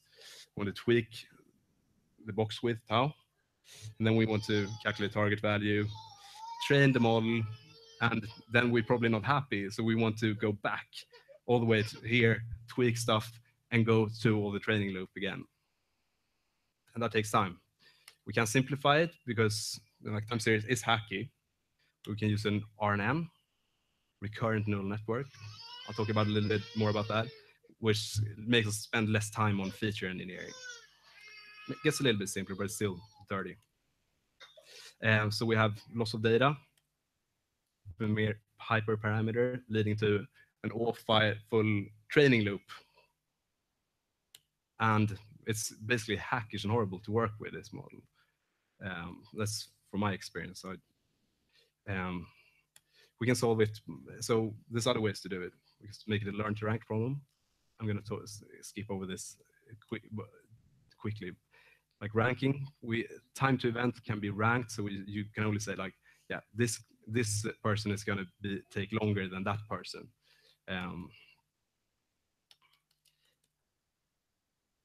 You can read the slides later. But the nice thing is that we can use any binary prediction problem. It's pretty cool. But we get a n squared data set and some other problems. So the method that I've been working mainly on is making it a survival problem. Like this, you have assume that the time to event follows some distribution. Then you predict the parameters of that distribution using a machine learning model. And you optimize it with special log likelihood, which is basically saying that if we have an uncensored observation, which is the regular thing, we want to push up the PDF, the probability density at that time. If we have a censored observation, we want to make it unlikely that there was an event before the censoring point. So we push the PDF over. And if we have both, we compromise our data. The model becomes like this. We predict a distribution over the time to the next event. So we predict when will the next event happen. And for the sensor data, we just want to push this probability down. So we can use that data. We can use all data. And there's math justifying it. Take over for it. And this model, the viable time to event recurrent neural network, is basically just saying that we assume that this time to event is viable distributed, and that the parameters is a recurrent neural network, and it's that simple. So it's pathetic that I've been working on it for a year, but yeah. And it gives a really smooth pipeline because after we train our model, we can tweak the churn definition afterwards. And we can get things like the expected time to the next event. And we can threshold on that to define churn definition. And we can have a churn definition saying like, if a customer won't purchase in 300 days, even if we only have data for 100 days, which is easy to communicate. And the viable distribution is just a probability distribution that is really flexible and can take many shapes. It's discrete or continuous, and it has some very nice numerical properties, which makes it good for an objective function. Let's try an experiment. Just implement this in TensorFlow and train just regular parameter estimation with different initializations. If we have more censoring, it works fine too. Like here, it only sees that the time to event was below 0.1 or more. And it works, but it's slow. If we have a very discrete data set, we see that the limitations of it. Here we only show the algorithm. Was the time to event 0? Was it 1? Or was it more? But it works anyway. But if we only show that time to event was 0 or more, it gets stuck. So it's not magic, but it works well. If we hook this up to a recurrent neural network, we can try it on some toy data, like having evenly spaced events. And just showing it sequentially, like was there an event in the last step? We want to predict the location of this wave where we have some sensor data going here.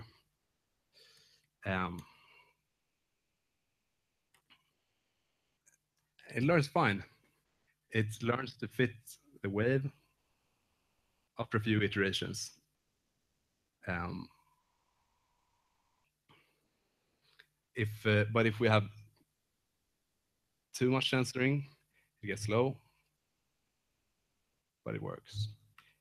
But if I have almost all the censoring, so all this, it would only say that, yeah, the time to event is further than 30. It freaks out.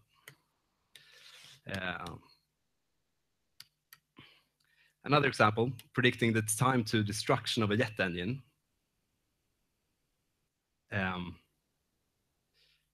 It's a data set consisting of simulated aircraft engines failing, where you have sensor measurements in every time step. I actually got really good performance out of this, even though I didn't work with it too much. Here you have the feature data. So in each step you use this and the time, the history, and you want to predict like where is this, the time where it dies. Some examples. And if we just have a look at like what we're outputting from the model is the alpha and beta parameter of the Weibull distribution. Doesn't say much here, but the interesting part, what we can do with this, apart from just having a cool churn model, is that the parameters themselves have a nice interpretation. The alpha says like the location, like how long time, it says something like how long time is it to the next event. And the beta says like how sure are we about the location. And this leads us to have an embedding. So if we take our whole data set, it would mean that we can visualize like our whole customer stock just as timelines. This is the test data of the aircraft engines that is getting destroyed. And it really says here that it's really predicting that it's not healthy at the end, which is what we want. And this would tell us like how confident were our model about when the destruction would happen. This is that about 30 steps before it actually failed, it was pretty sure about when it would start failing. And I see that as the definition of big data. I don't know about you guys, but by going back to this, we can visualize this in many other ways. Like we can embed like each aircraft engine in a 2D space. And it's obviously some kind of structure here. And it has a nice interpretation. Like this is a time step for an aircraft engine. Like it's actually taking a path over this graph that we found magically in our data. And if we just plot one aircraft engine, it seems like it's taking a walk on this graph. And for the churn example, that's the same thing as like having a data set space, which we can call who's next space, that we can cluster in and find groups that are at risk, groups that we are sure about, groups that we know will buy something at Christmas. And we can be kind of sensitive about it. We can do good monitoring with it. We can do dynamic in group churn definitions. and a lot of other nice stuff. So yeah, I think I just took a little bit long. You.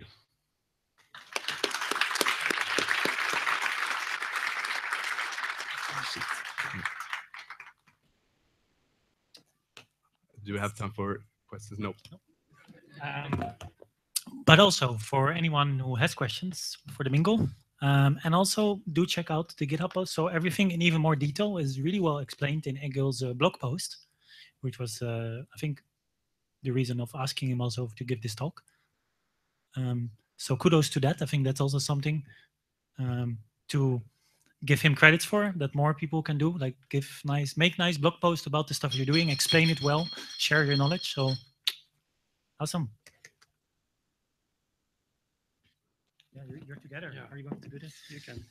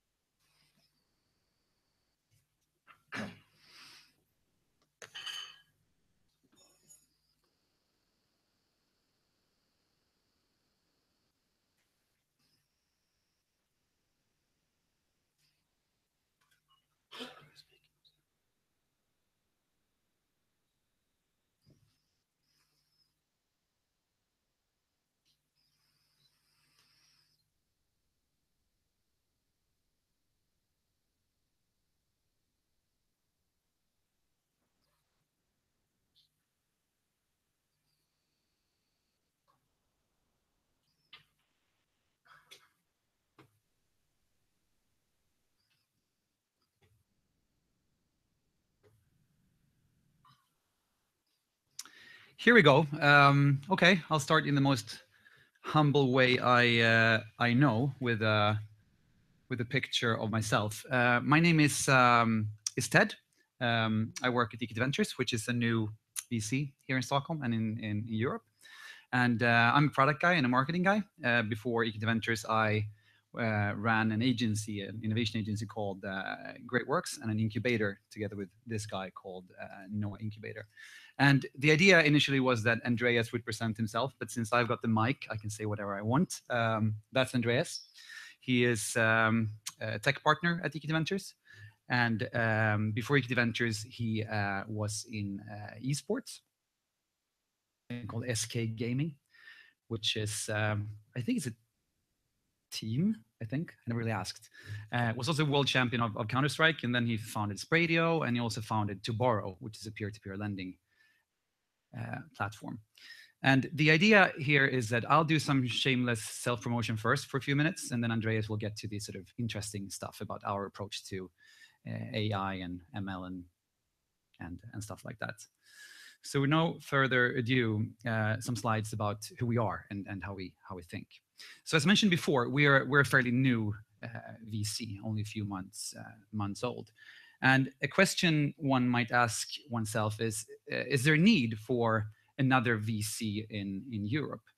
As we all know in this room, Europe, and especially Northern Europe, has become a hotbed for digital innovation lately. And that also reflects in the VC landscape. We have great VCs here in the Nordics, like Random and Northzone and Industrifonden, who were here earlier. But still, when we look at this, a lot of founders escape to the US, and we think that's kind of sad because we think when you move to the US, you lose something. There is something pretty good with doing it the European way. So the ambition of EQT Ventures is to create like a global player, just like these ones, but instead of being headquartered on Sand Hill Road, like all of the other ones on the same street, we're just around the corner. So we're in Stockholm, we are in London, and we are in Amsterdam. Right now, we're setting up like a scout network throughout other sort of key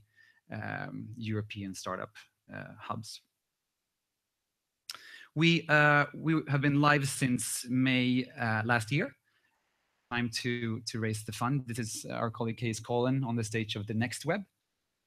And we aim pretty high. So the EQT Ventures Fund is 566 million euros, which makes us to one of the sort of bigger VC funds in this region. And this also means that we have to think pretty sort of broadly when we invest, when the fund invests.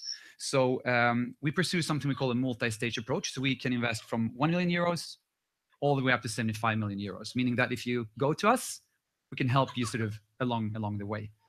And then we're also part of a private equity company group called EQT. So even after the 75 million euros, the rest of sort of EQT can take over and help.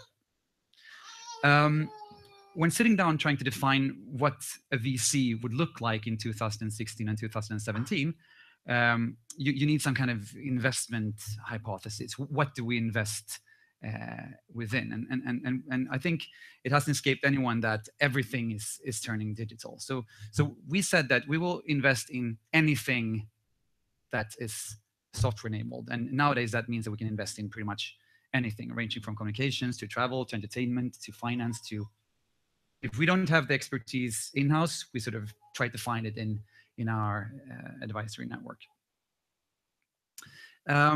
Some words on who we are.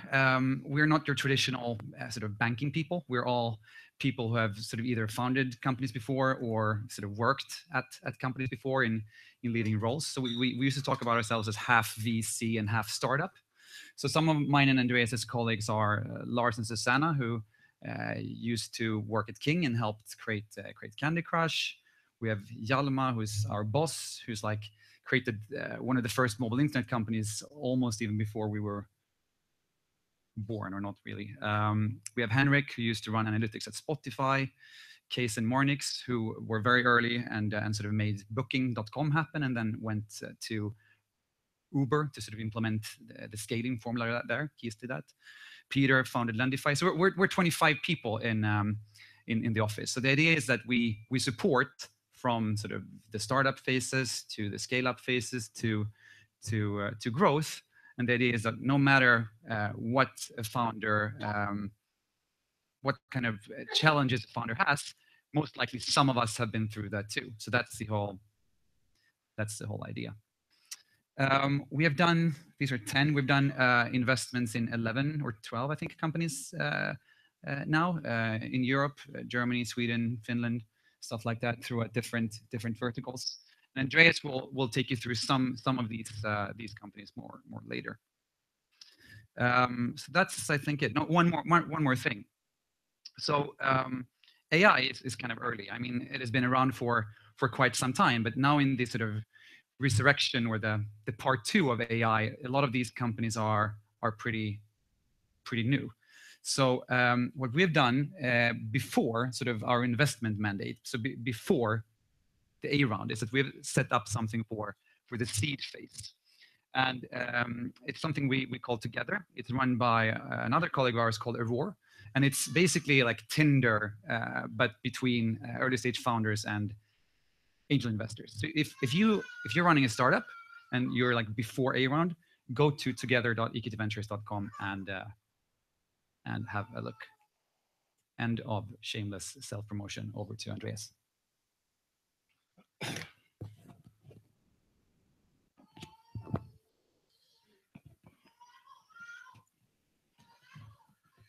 So when we set EQT Ventures up, we want to do it a little bit differently. If you compare it to more traditional VCs, they use sort of desk research using tools today, but still a lot of manual work. They go to a lot of conferences, and they use sort of the network to actually find interesting investment opportunities. But today, 1,600 startups are created every day, and 150 startups get VC funding every day, which makes this quite complicated. It's basically like finding a needle in a haystack. So we have created Motherbrain, which is our sort of software approach to change this. And basically what it does, we track a lot of people, a lot of companies, a lot of VCs and angels, and a lot of funding rounds and exits to sort of find signals in this vast sort of data set. The product is divided into 3 different parts. It's discovery, research, and manage.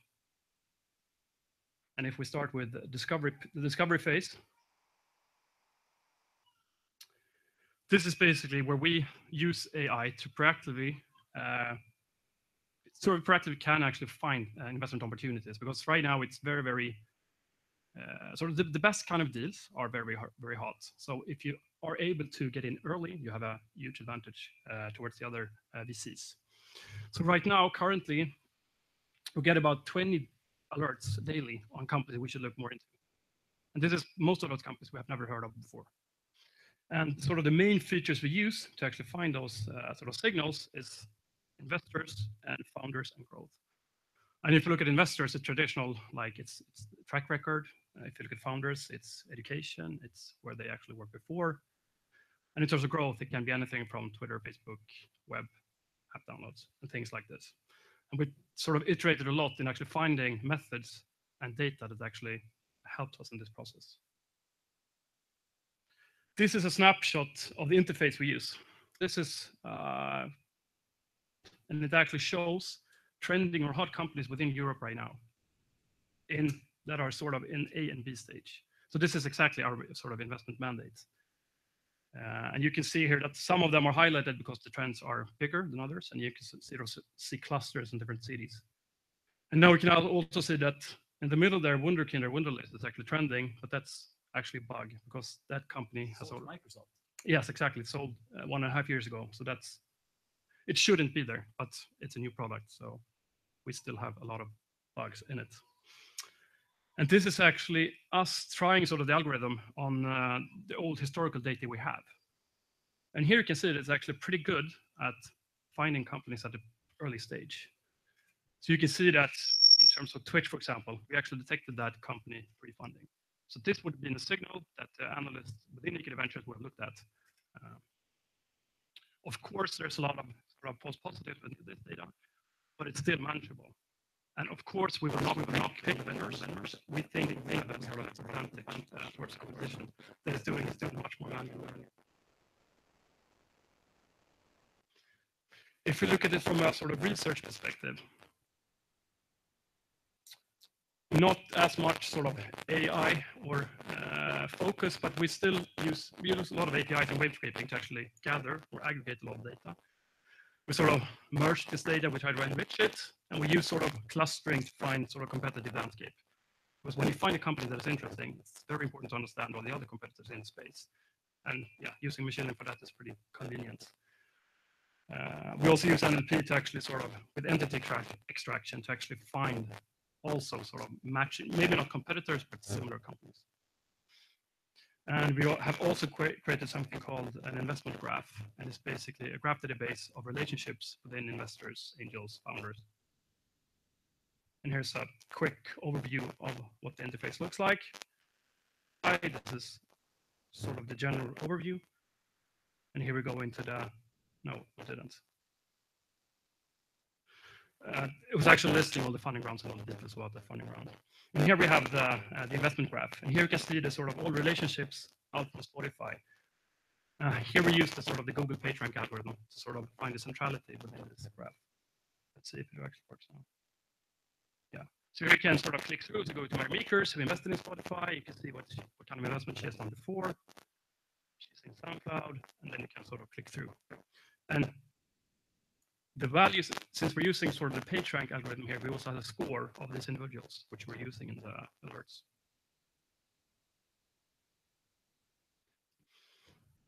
Then last but not least, we have the manage phase, which is also sort of tying all of this together. And I have a quite, yeah. And with the manage interface, we actually handle the whole full deal flow from first contact to actual potential exit.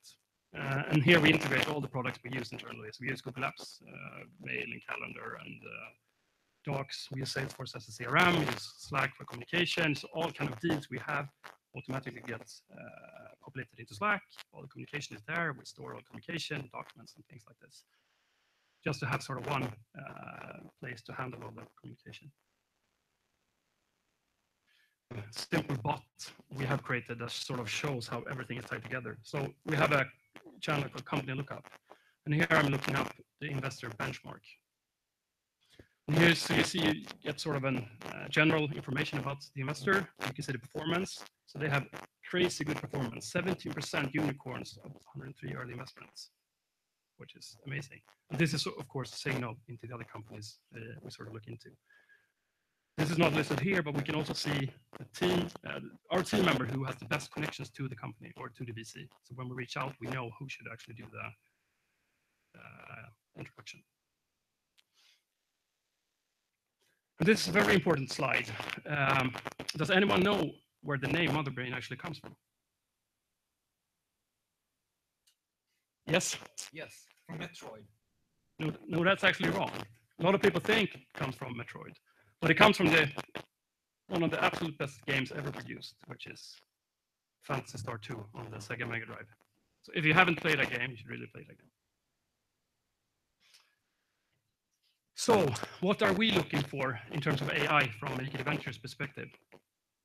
I think it's interesting, but it's definitely a challenge right now because it's a pretty good quote, and it means that there's a lot of it's very hard to filter out the signal from the noise. There's a lot of hype within the space. And I think this quote, which Ted found the other day, is pretty good. Machine learning is like a deep fat fryer. First time you try it, you think, amazing, I bet this will work on anything. And it kind of does. But does it really?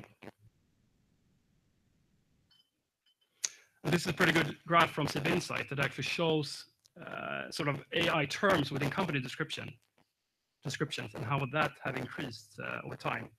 And if you look at AI, it's pretty crazy, the jump over the last couple of years. I don't think we have any founder coming into Make It Ventures right now who want to mention AI or deep learning in 5 minutes. Not one. So from an investment perspective, we see that it's sort of two themes. It's AI as the core and it's AI as a strategy. Plus of the investments we've made. So we have Unomaly, which does anyone know of Unomaly here? Yeah. So we see them as a company that uses AI as a core. And then we have another investment called Holido that uses AI more as a strategy. So Unomaly is basically a way to monitor critical systems in real time. And usually the systems that are out on the market are very much more sort of rules-based. And they have created an unsupervised streaming algorithm from the ground up to actually do anomaly detection. And it works fantastically well. And if you look at the traditional sort of companies that use monitoring tools, right now I think they're monitoring roughly 1% of all the data. And using Unomaly, you can basically analyze up to 100% of your data. And then you have Holido, which is a search engine for long-term vacation rentals. So it's not AI as a core, but they heavily rely on AI to use the experience better for the users. So they use computer vision to detect duplicates. Since they're aggregating millions and millions of listings, there's a lot of duplicates.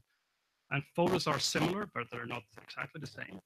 This is a key component for them to actually match that. They use machine learning to optimize search results. And something which is quite cool, which we are implementing right now, is deep learning to analyze images and sort of detect preferences in real time. If you click on a lot of images with pools, for example, they will sort of push up those entries for you. But not least, just this quote from Eric Schmidt, which I think, and I think many here in the audience also believes that AI is fundamentally going to change the business landscape in the next upcoming years. Yeah, that's it.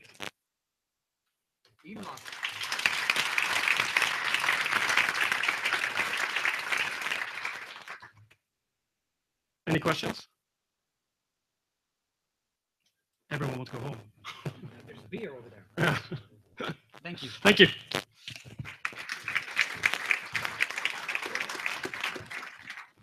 Great, thanks so much.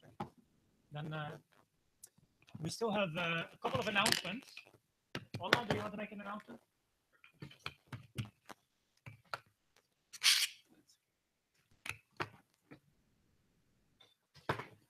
So I forgot to to mention this at the beginning. Do you hear me? I need this. Yeah. So in a month, 16th of February, we're gonna have a morning session here on AI in healthcare, which we are hosting. So, and I think there will be on the meetup group, there will be an announcement for sign up there. It will be a smaller meeting, so it's in kind of an invite, but if you're interested, be fast to sign up for that one. It's going to be more in depth when it comes to health and healthcare and AI. Cool. Then one more announcement. Vinnova still has its grant open as well for using AI within healthcare. We'll put the link up as well. So if you have a good idea, want to get a grant from Vinnova, now's your chance. They're probably going to be presenting at that event, so Vinnova is going to be there. So yeah. Cool. And then the question: anyone else has some announcements related to AI and Stockholm to make? No one doing some amazing stuff, or looking for people, or hiring, looking for money, looking for startups? Imagimops is hiring. Anyone else hiring? Toby is hiring. What are you hiring? Who are you? Machine learning experts. Okay, cool. Then on to the beer.